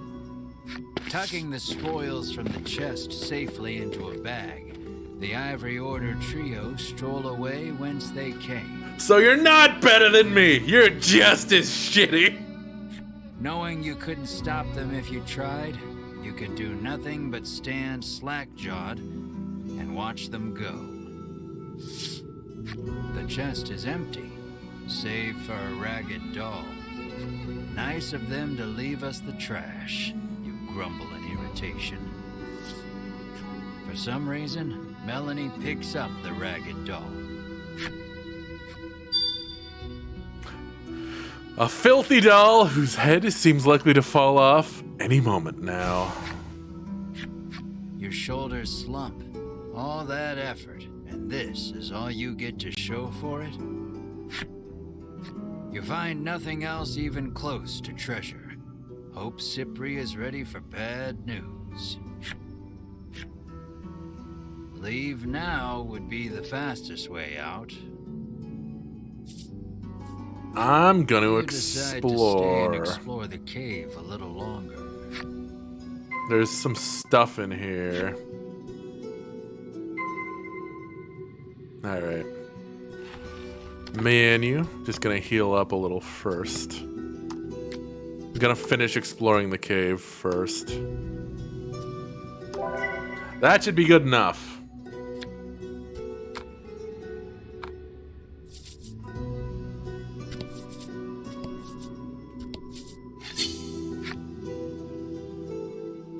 Get a couple more fights in, I guess.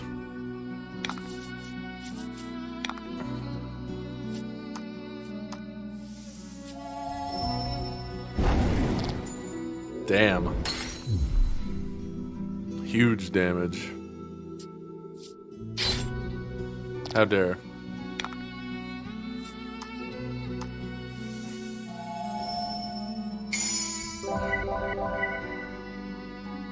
That's a lot of healing. And then we spin.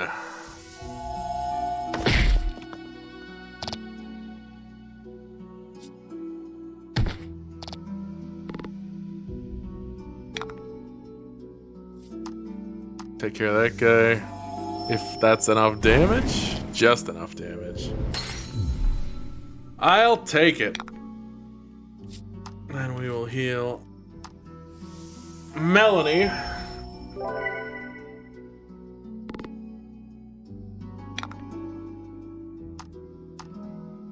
And then crush this little fella.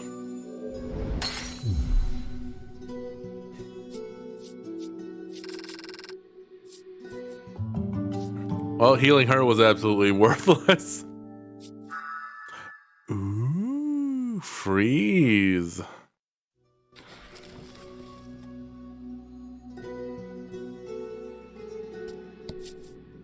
I'll take it.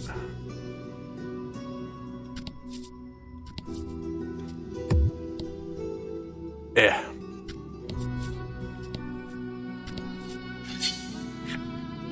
Enemies in every corner. We got that bellwether to leave as soon as we want to anyways.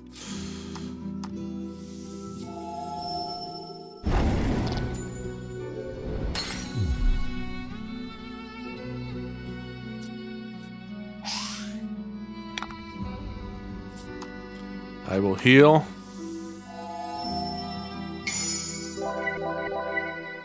Getting a lot of crits on those heals.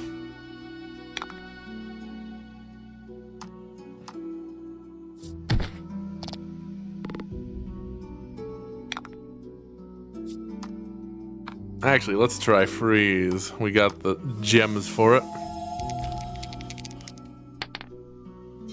Ho ho!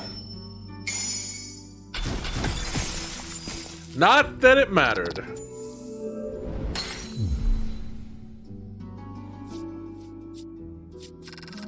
Well, alright. Ash leveled up.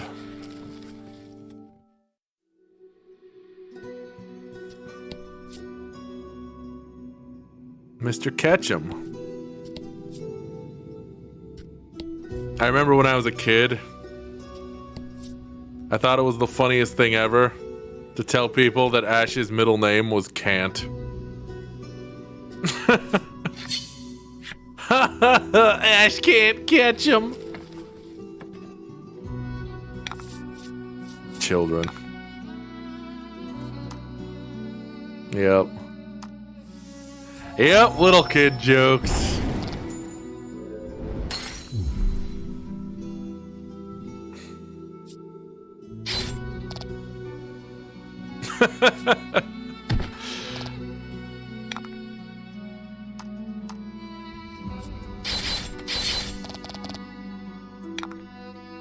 Roundhouse. Get him. Damn.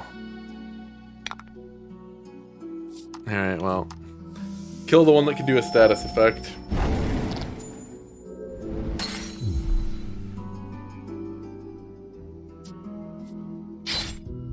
Yeah, that's no big deal.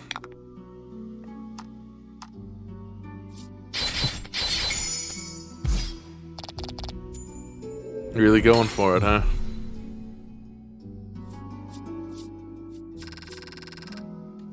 Well, alright. Mar leveled up.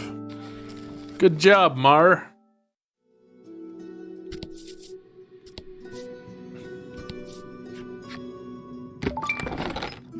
A numbstay ring protects against paralysis. Well, that could have been useful. Damn. It could have been useful, but it certainly wasn't a deal breaker not having it. I think I'll take the numbstay ring for Ash. He doesn't take a lot of damage already, and he's the party's healer.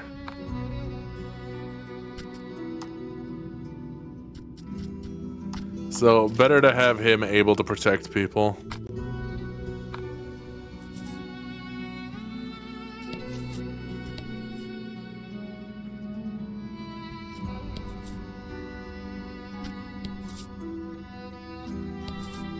Alright. Cave fully explored. Time to leave.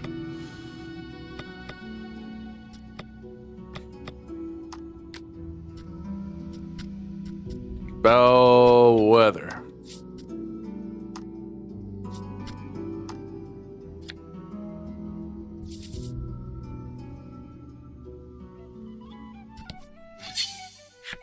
One step! Should have just fast traveled. You little bastards.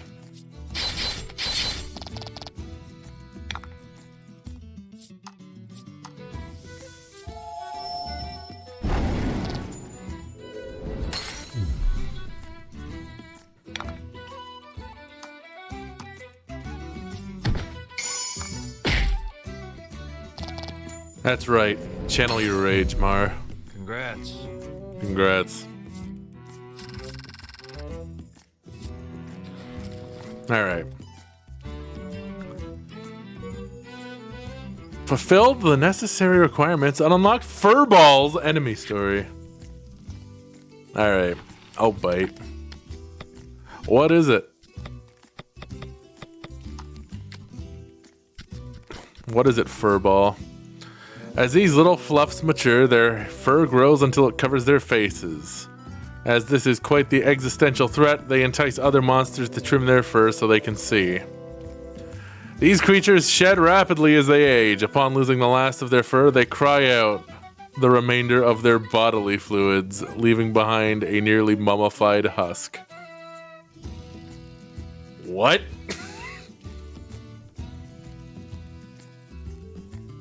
They cry themselves into mummification. Such is their sorrow at going bald. Damn. What a time.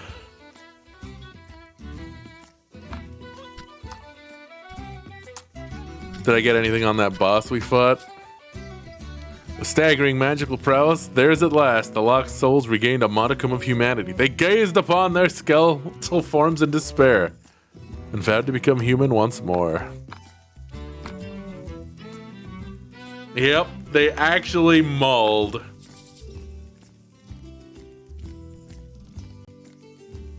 Can't believe there's an enemy here. It's life, I guess life cycle incorporates actually mauling.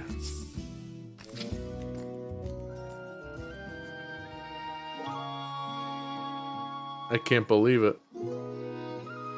Alright. Oh, here we go. Hey lady, is it the oil? Now that she's reunited with her stolen skin medicine, the woman couldn't be happier. All thanks to the heroes from the Ivory Order, she says. Those sons of A huge bitches. smile on her face. She begins applying the medicine all over her skin. Are you sure you don't want this oil we found? Damn. Were you able to find my treasure? Cypri asks. This is all we found, says Melanie, withdrawing the ragged doll. Applying it all over. Cypri's eyes widen as soon as he sees the doll, and he reaches out to take it. That was the treasure. Without breaking his gaze away from the doll, he begins to speak. Cypri tells you he gifted this doll to his young daughter a long time ago, but she fell gravely ill and died. Since then, Cypri has treasured this doll as he treasured his daughter. Then the monsters took it from him. Well, we killed the monsters. Cypri turns to Melanie, his head bowed deeply in gratitude. And I'm not gonna think about the fact that the doll or the skeleton was possessed by the ghost of a young girl, apparently. So you reclaimed the treasure by complete accident. You step closer to Cypri. What do I have to say? Alright. So how about you tell us about that dragon? About the dragon, you rudely inquire. Cypri gestures as if to say, let's not get ahead of ourselves. Far to the east of town is a place called Unionville, where monsters and humans live together in harmony. I played lacrosse in Unionville. According to Cypri, you might be able to learn something there, as the dragon and monsters are not totally unrelated. Upon hearing that, you turn on your heel to leave. Cypri calls out to stop you. Journeying to Unionville entails traversing the dense expanse of the bewildering wood. The bewildering? You'll need this, he says, and holds out something for you. A Glock. Woodland flute. Play this flute at a specific location in the bewildering wood to see what happens. Man, there's something very funny to me about the idea of being on a quest like this and someone saying, you need this, and then just giving you a gun. Like, okay. You won't make it through the bewildering wood without it, Cypri says. We have it, and the Ivory Order doesn't. Fucking losers! Set on the distant Unionville, you resolve to navigate through the bewildering wood. Yes, the machinist quest line, basically. Stephanie Vienne. Take this, gun. Set out for the bewildering wood east of Thryston. Fulfilled the necessary requirements and unlocked Dr. Cypri's Flipside story. Congrats on the promotion, Creepy Porpoise, and thank you. The Prime promotion. The power of friendship and this gun we found. Alright. Let's look at Cypri's Flipside story and find out how he's horrible.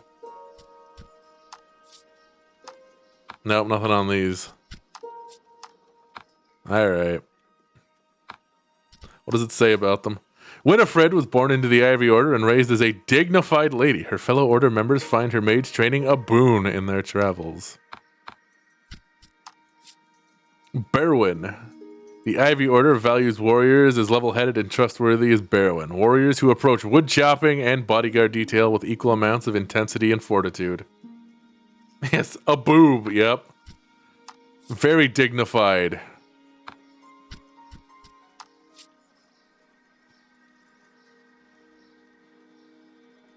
She is a great boob to their boon to their party. The entire Ivory Order reveres Hedwyn for his wisdom.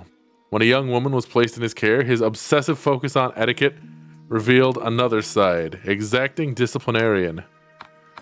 Did he raise this woman as his child? No ruler is safe from fear and worry, but Queen Nilla harbors a knot in her gut unrelated to and more personal than the recent rise in monster activity. Cipriambre is a longtime scholar of monsters and monster behavior. Most people in his village simply call him Cipri. Cipri studies monsters for the sake of his daughter, a daughter whom, curiously, no one has ever seen. Is that your daughter there on your head, sir? I've cracked the code. All right.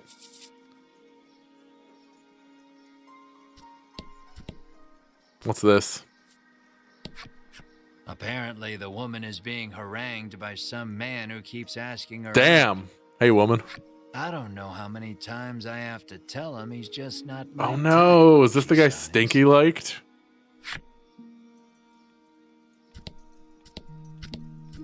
Stinky. The man, who no longer smells, told the person he likes how he feels, but he was still rebuffed. The smell may be gone, but he's still determined to polish himself up for that special someone. Give it up, man, but also excellent taste. Alright, time to leave. Yep, Han Solo. Han Solo is just a generic NPC. Bathing Man! With the power of bathing. Oh. And so the oddball trio sets out on the Queen's quest to slay the dragon. A reckless young man who fancies himself a hero yet cares only for the reward. His traveling companion, a quiet monster. And a proud witch, her hatred for the dragon all-consuming. Each hunt the dragon for a different reason, but unite to travel the realm.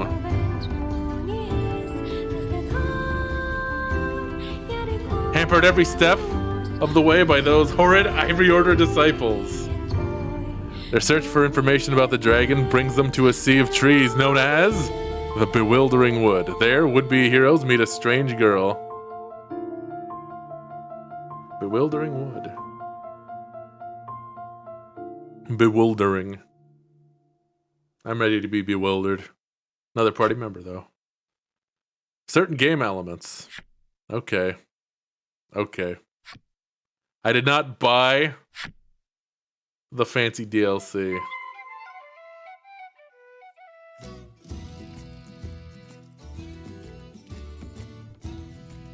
You're gonna steal that lady's dress and draw yourself in it? Do it! Do it! Do it, Porp. Do it. I'm assuming Winifred, but also it could be the Bewitching Lady.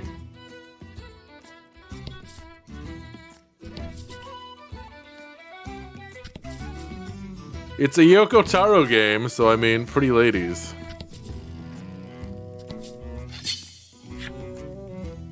Are we going the right way, or do we have to head further south into the actual wood? Don't hold back. I don't intend on it. Perish.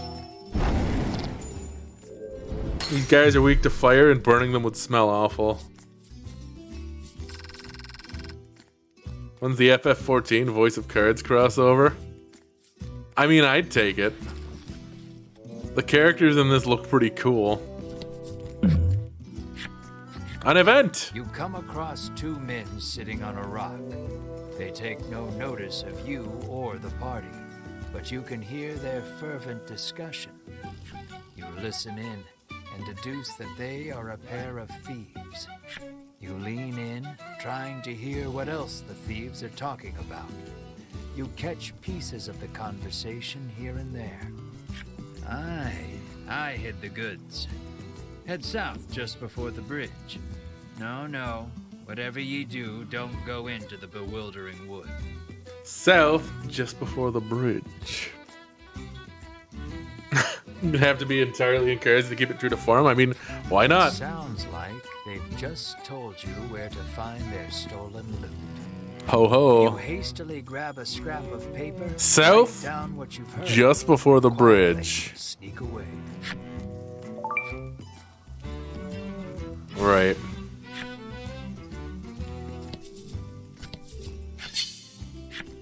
An enemy appears.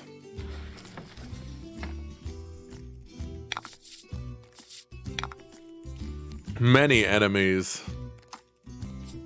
Here, you get that. Farewell.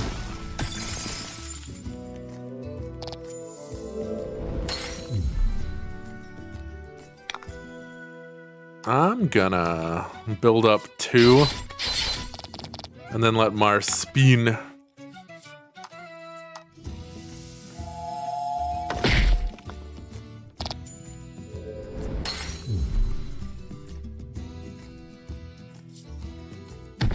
Ow. I can't believe you've done this.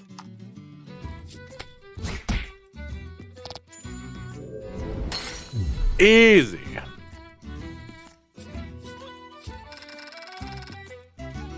That was not a fight for the ages. That was just a fight. He's You pick up a scrap of paper dropped by some manner of monster. a lot of scraps of paper It has around a here. message scrawled on it in crude lettering. Stolen treasure, past cave, and mountain near fountain. Clearly, whoever dropped this message did not want to forget where the stolen treasure is hidden. You stash the scrap of paper in your pack and resolve to keep an eye out for the treasure on your travels. Yeah, seriously. I've seen so much Rot 13 that for a while there, I could actually like decipher parts of the sentences just by looking. I keep trying to open the menu. All right, let's look at our monster collection for Gerblins.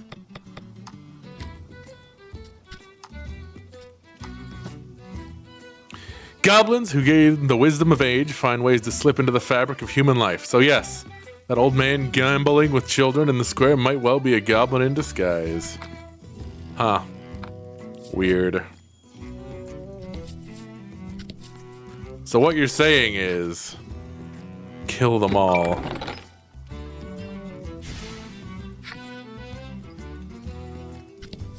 Kill them all, Peter.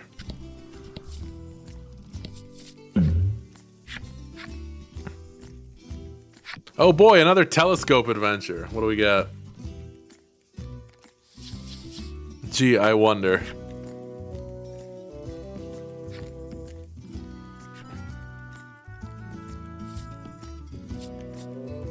Let's charge. Let's see what happens. Get him! Looks like a monster, but it's not moving like any monster you've ever seen. The sight of you startles it away. Damn. It was a high-speed slime. Alright, so south. Something's catching the sunlight just so. You move closer to get a better look at it. You find a chest lodged in the hollow of a tree. Something about this feels familiar. You fish a note out of your pack. Yep, unflattering Dragon Quest slimes, yeah. Sure enough, this is the location those thieves mentioned when you were eavesdropping. Quite convinced you found their stash, you open the chest with a self-satisfied smirk on your face. Wow! Alright, Mar. New equipment for you!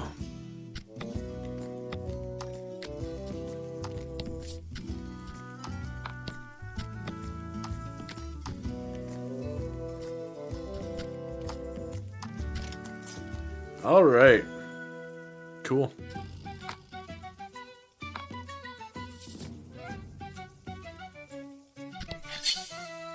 Aha, an enemy at the end. Why does that breastplate cover a single peck? That's it. Because you gotta be classy and you only cover one.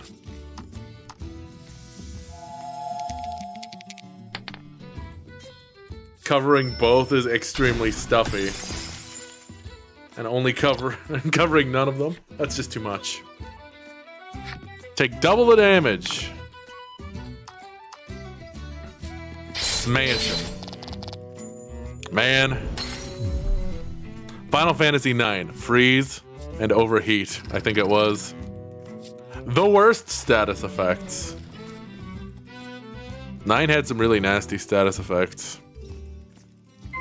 Now, what's the other message? Let's look at that real quick.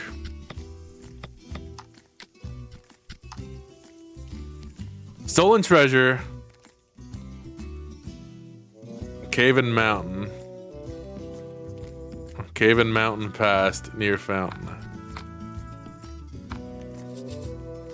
Was there a fountain somewhere? Cave-in Mountain. Maybe behind?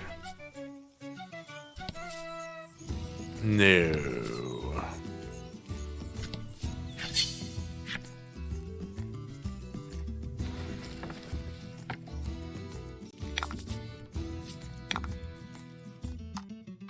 Now burn him. Set fire to the fuzzy little fella. I'm gonna go looking for this treasure, uncover some of the map. Figure why not.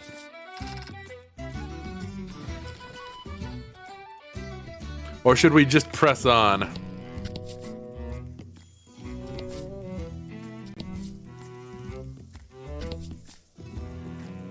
Oh.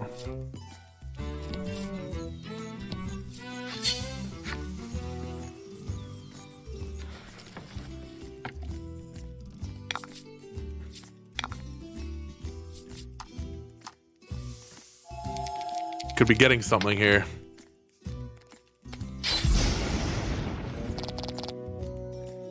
Ah, not quite enough. Did we figure out what slimes are weak to? Because if we haven't, it's probably ice. That seems like something slimes would be weak to.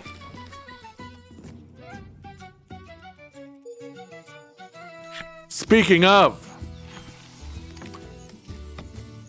the side story on slime. What's the lore on slime, guys?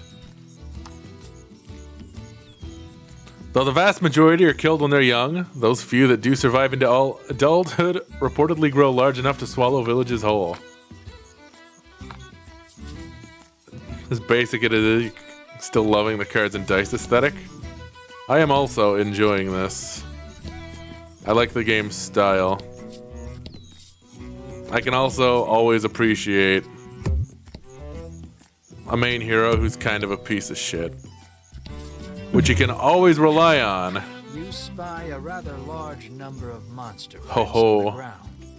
A wry smile plays across your lips as you remove the scrap of paper from your pack. You can always rely on Yoko Taro to have characters, maybe not the main character, but a lot of the times characters who are kind of pieces of shit in your party.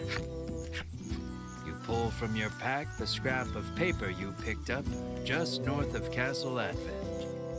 You feel around in the grass for a few moments before your hand strikes something surprisingly firm. Surprisingly firm, huh? The scrap of paper tells no lies. You greedily open the chest. Give. That's a lot of money! Well, alright.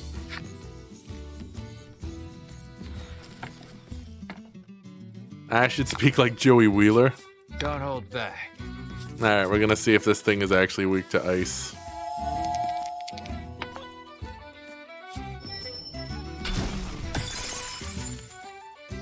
No. Surprising. They are, however, weak to being killed.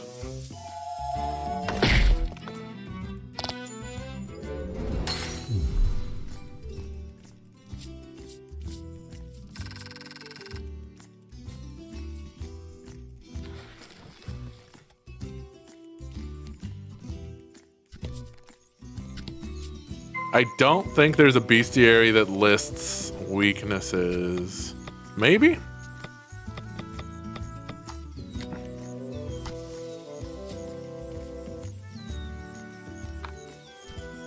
Yeah, nope.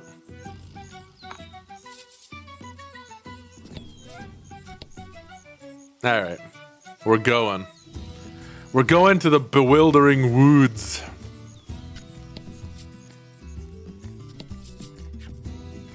Yes!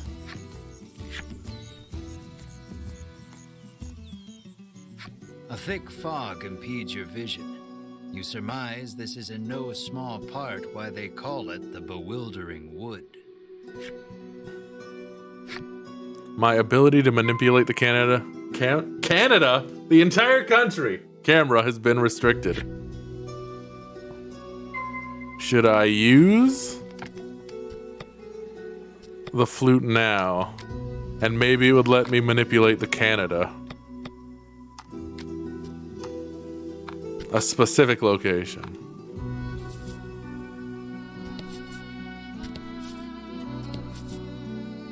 It's Han Solo. Many a brave soul has set foot in this wood, only to be swallowed up and never seen nor heard from again. You also find it difficult to manipulate Canada? They also tell of a certain tool one needs to get through this place. Well, don't you worry. I have that certain tool.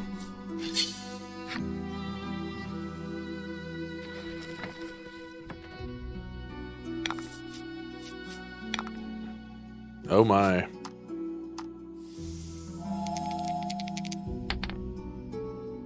What the heck is that thing?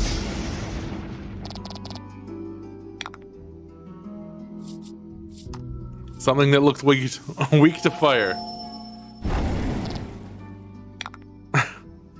Can mere cards ever learn to love you? I don't know. I don't know, Joey.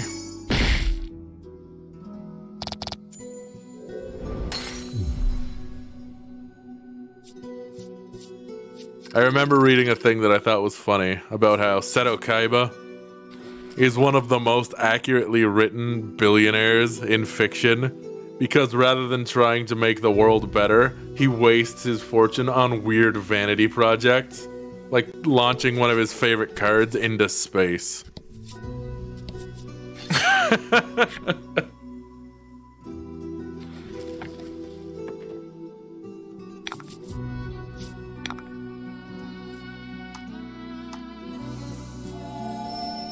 The cards, are they alive?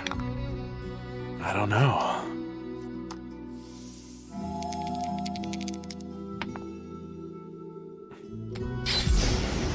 Oof, okay. Noted. Lightning resisted by wood. Who would have thought? These things have pretty high defense. Oh god, high attack. And they heal. In Kaiba's defense, he eliminates all forms of world conflict and replaces it with card games. You know what? That's fine.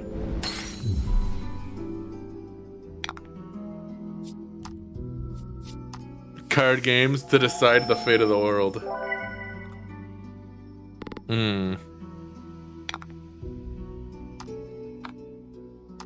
Alright. 2 whole damage. Okay, that's not good. Jesus! Leave Melanie alone! She is just our curmudgeonly mage.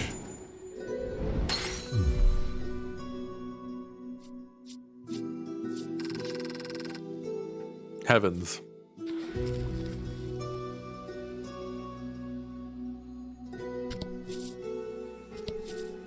A message is written on the sign. Seek out the 4 Stela hidden deep in these woods. Man. Stela. Okay, that's just a big tree. Noted.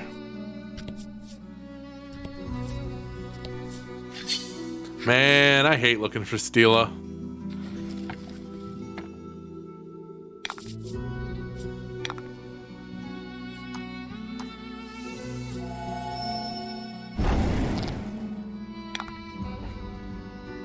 Am I able to deal serious damage in any way, shape, or form? That was lucky.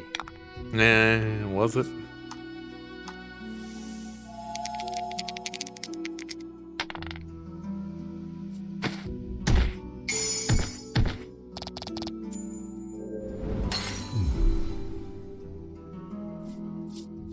It's a dystopia, considering Kaiba requires a tech to even have citizenship. Oh no.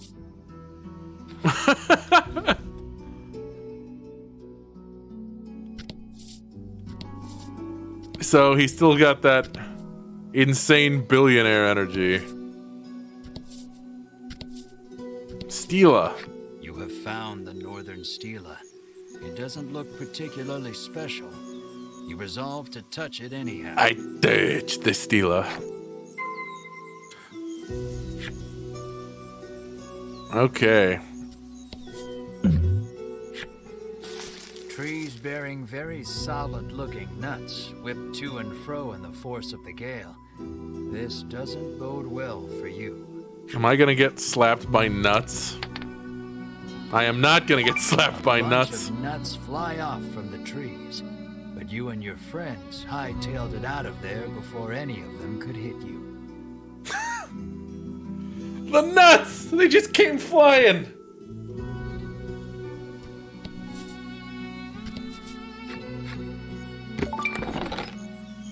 Money! My favorite. You shouldn't have. Okay. We going this way? That's a lot of nuts! What is that?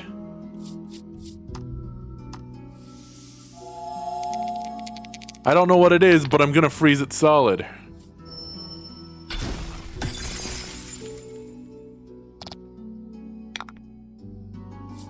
I will take this opportunity to heal Melanie.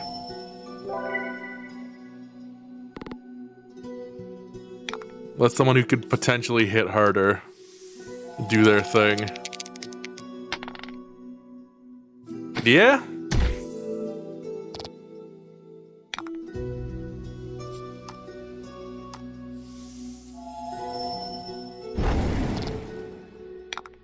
Alright. Everything in here weak to fire. Fast, though. Damn, sandstorm, huh?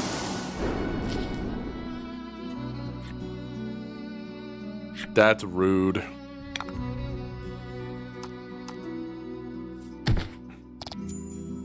I got hit by Darude sandstorm. You did great. Got sand on my cards. Oh no. Yay, Melanie leveled up.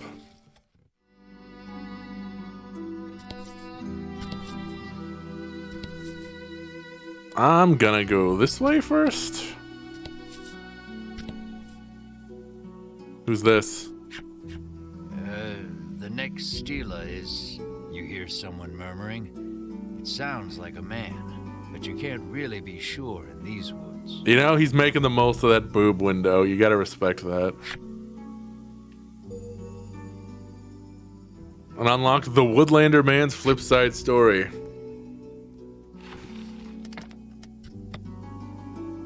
What's it gonna be, Woodlander Man?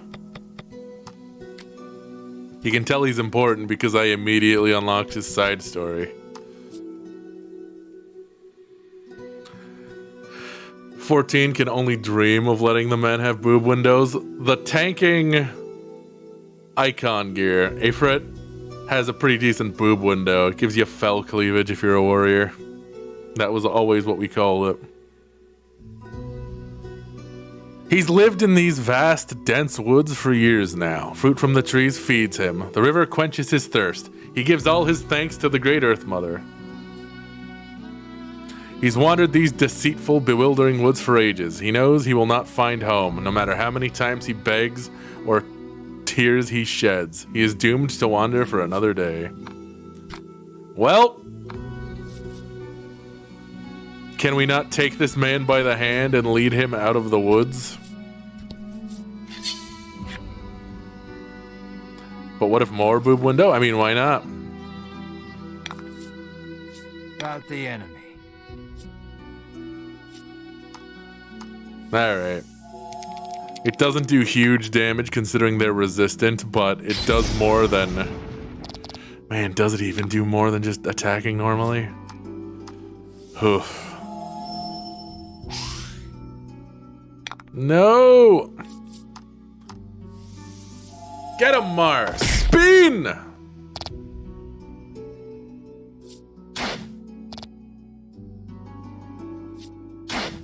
Stop attacking Melanie. God. Nice work. It does do more than a normal attack, unless I crit. And then it does as much. The things in here are tough.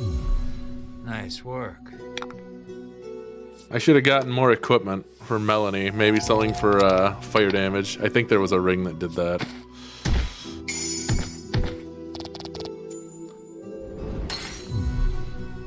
Just enough damage. Good job, Mar. Getting him. Hell yeah. That's another level. You fulfilled the necessary requirements and unlocked the Sapling Tree Ant's enemy story. Well, let's take a look. The Sapling Tree Ant.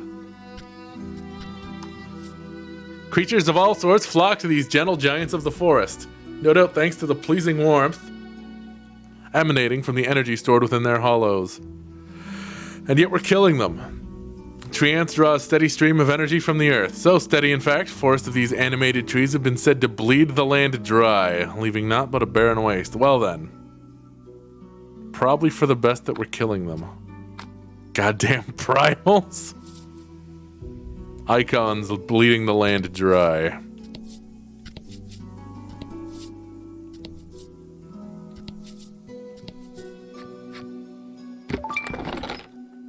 Quality salve.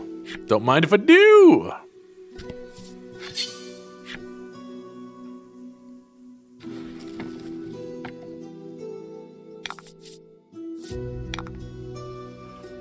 Okay. I'll attack this. And I'll leave the other one to Melanie. Oh boy.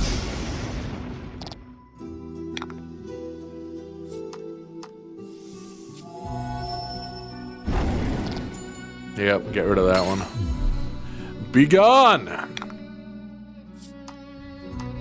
And Mar can try to do damage here. I was wondering what the point of this is, but it seems like Mar just pierces through Nice work. defenses and does flat damage, which is pretty handy.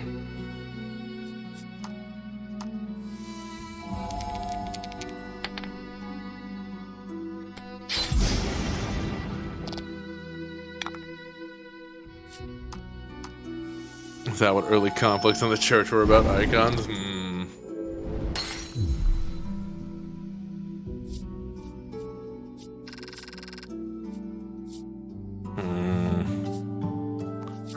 Oh, regenerate. He's really turning into a monster. Which treasure? All right, guys, which treasure? Middle, left, right? I'm leaving it in your hands. Middle, you got it. Quality salve. I think that may have been the best thing.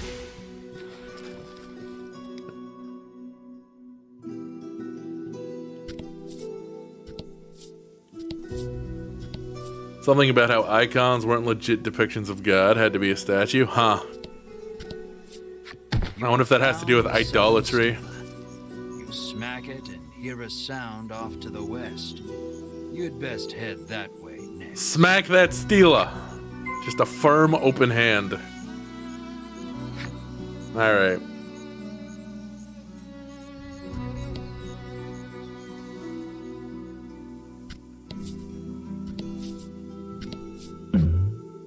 An event. Trees bearing very solid looking nuts. Oh god. Nope, we're getting buffeted by nuts. One of the nuts flies off the tree and smacks you right on the head. The pain brings tears to your eyes. The shame of being clobbered by nuts. Ow! I've been stabbed by a knife for less damage than that.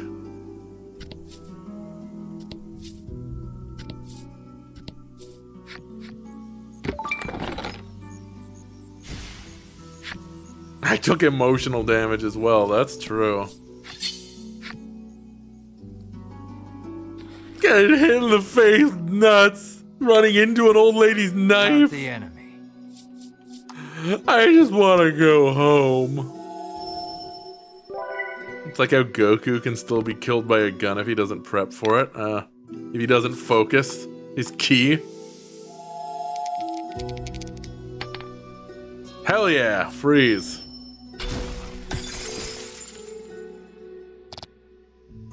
Entombed in ice.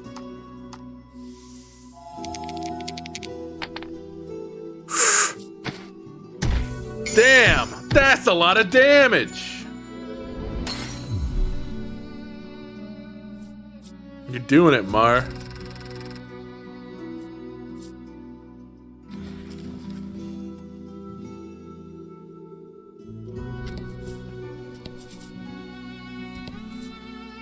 Stela. You have found the Eastern Stela. You see the words Melody of Fortune chiseled into the corner.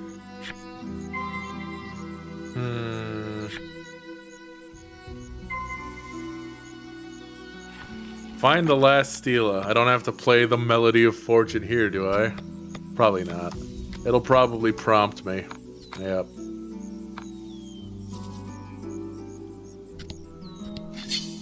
An enemy!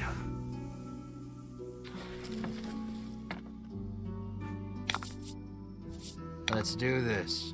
Slimes.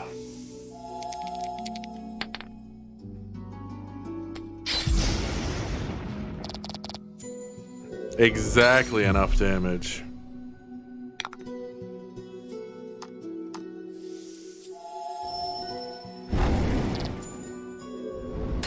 They're weak to fire.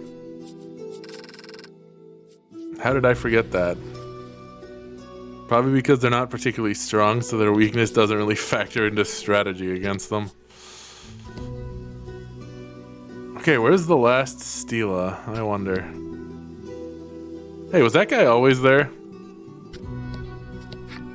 The man sighs, realizing he may never be able to escape with his current tool set. Slimes ill like fire arisen.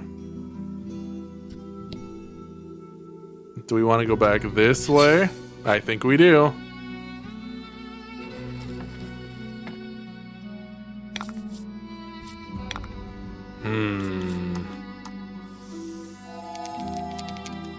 Gotta kill the tree ants for the good of the forest.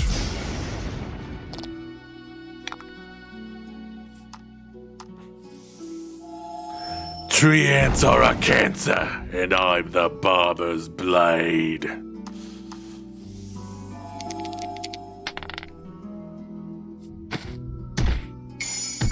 Okay, that's just unnecessary.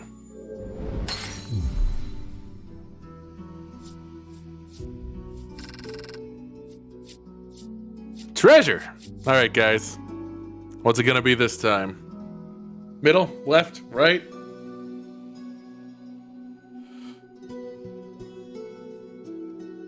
Right is right? Okay. Serum! Yeah, why not? We have been afflicted by wind resist down. Stela. You have found the Western Stela, which you swear up and down was not here when you came in. Nevertheless, you give it a smack. You have found all 4 of the Stela in the bewildering wood. On a perhaps related note, you hear a sound emanating from the east. Alright. Hold on. A chest I haven't opened? Wind stay ring. Protects against wind. Okay, okay, okay.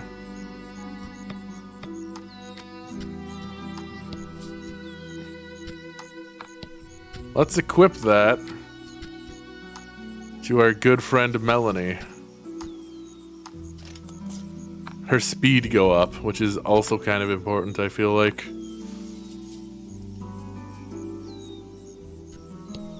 Who is this? Wait. There's a lot more people here suddenly. I need to hit the Stela every single time I want to go home. What a pain, the frowning woman sighs. What a pain. Woodlander woman's flip side story. All right.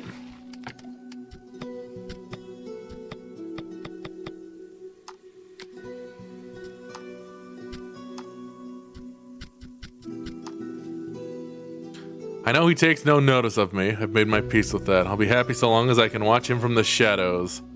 This place is a paradise. So many trees from which to gaze upon him from all angles, every day of the year, forever and always. Is she following my man's here? Gazing longingly at his boob window? Is that what's happening?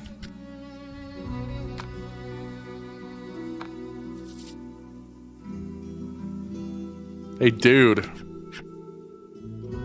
Okay. No. He's just lost. Lady. The woman appears to be lost. How do I get out of here? She asks with furrowed brows. Who knows? Not my problem. Is it this way? Certainly looks like it. What are we up against? And fight. A lot of things. Alright, we'll kill this one first. Get these guys out of the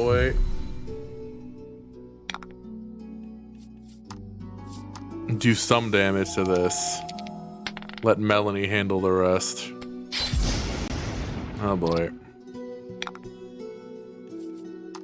Spin!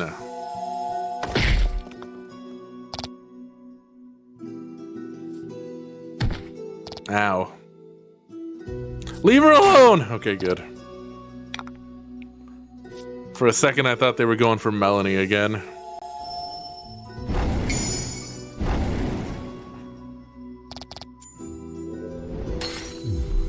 Excellent. I wonder if there's a trend in this game for you to just...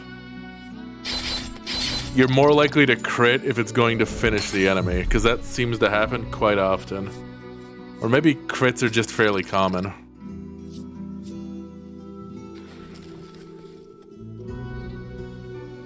And then you get Mar. Critting when it is extremely unnecessary. Another Stela. Examine the Stela.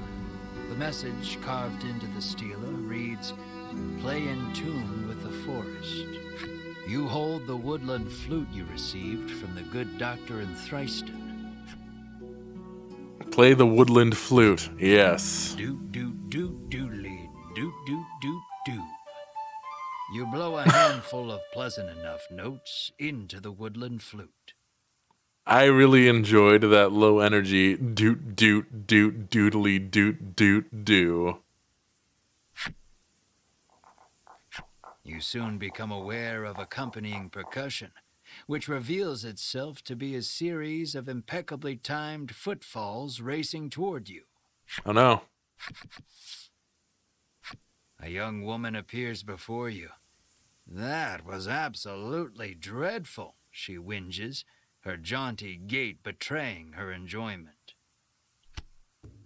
She calls herself Riddis and declares herself a woodlander, resident of the bewildering wood. Oh no, she's cute. How's she gonna be horrible? She's a party member. By sheer coincidence, the flute on which you played those notes was one designed to call the woodland people to your side. Rid us of this woman? Oh no. Stunned by your good fortune, you ask Ridis to lead you eastward out of the forest. What luck! She agrees far more readily than you ever anticipated. But, she continues, extending her hand, you'll have to hand over the woodland flute first.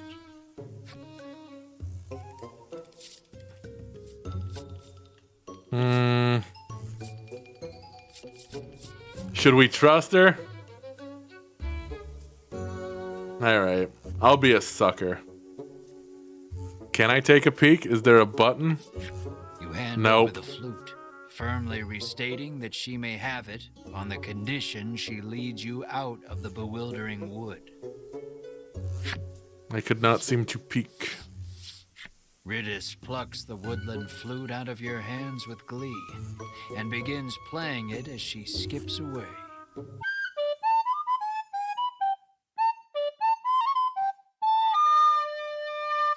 Well, playing is a Man. generous term. It sounds as though she may as well be murdering the poor thing.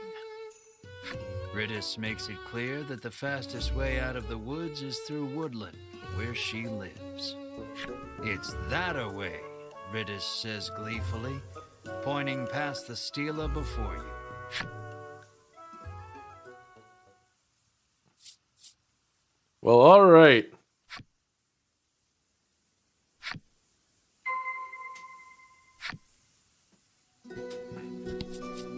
We're getting the hell out of here. To Woodland. Yep, it's one of those shitty plastic recorders. Welcome to Woodland, Ridis says, gesturing out over the village. Now, if you'll excuse me, I'm quite busy for the rest of the day, so you'll have to wait till tomorrow to leave the forest, she says, and makes her way home. Alright. Retire to the Woodland Inn once you have thoroughly explored Woodland. More like, retire the stream for the day once I have explored Woodland. Ah, Welcome to the Forest Oasis, the man greets you warmly. it's just about quitting time. Welcome to the Forest Oasis, huh? Who you? Old man. Upon a man greedily guzzling well water. Could it truly be that much better than ordinary water? The mature man's flip side story. I need to know the lore on why this man's enjoying so much well water. What's your story, old man? He made a promise to the love of his life when they were married. I shall love you till death do us part. 1/2 century later, he has proven to be a man of his word. His wife now lies in bed, illness slowly claiming her. He takes her hand, decades of memory washing over him. Finally, he sighs. He'll be through with his promise. Oh, God. So that's how it is, huh? You're a Meatloaf song.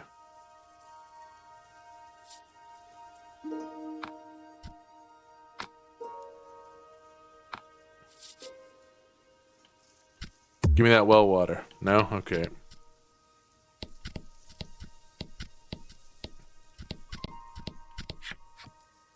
No.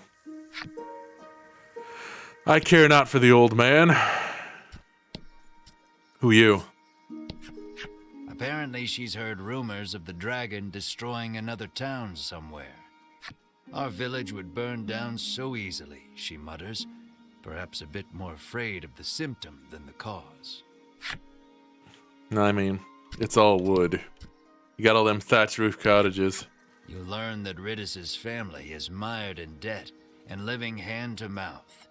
And I know how they got in so much trouble, the rumor mongerer says deliciously. That's true. It would. We are not in the business of meddling in the personal affairs of others, Melanie says curtly, cutting her off. Yeah, you tell her, Melanie. I'll be back later to find out. Who dis? Han Solo. This shortcut is reserved for use by woodland citizens only. The guard barks, clearly unwilling to let you pass. Well, fuck you then. I didn't want to pass anyways. Let's go see Riddle. Riddis. Should I wait? Should I go in? You know what? I'm gonna leave it for next time. Well, that is if we do this again. What do you guys think?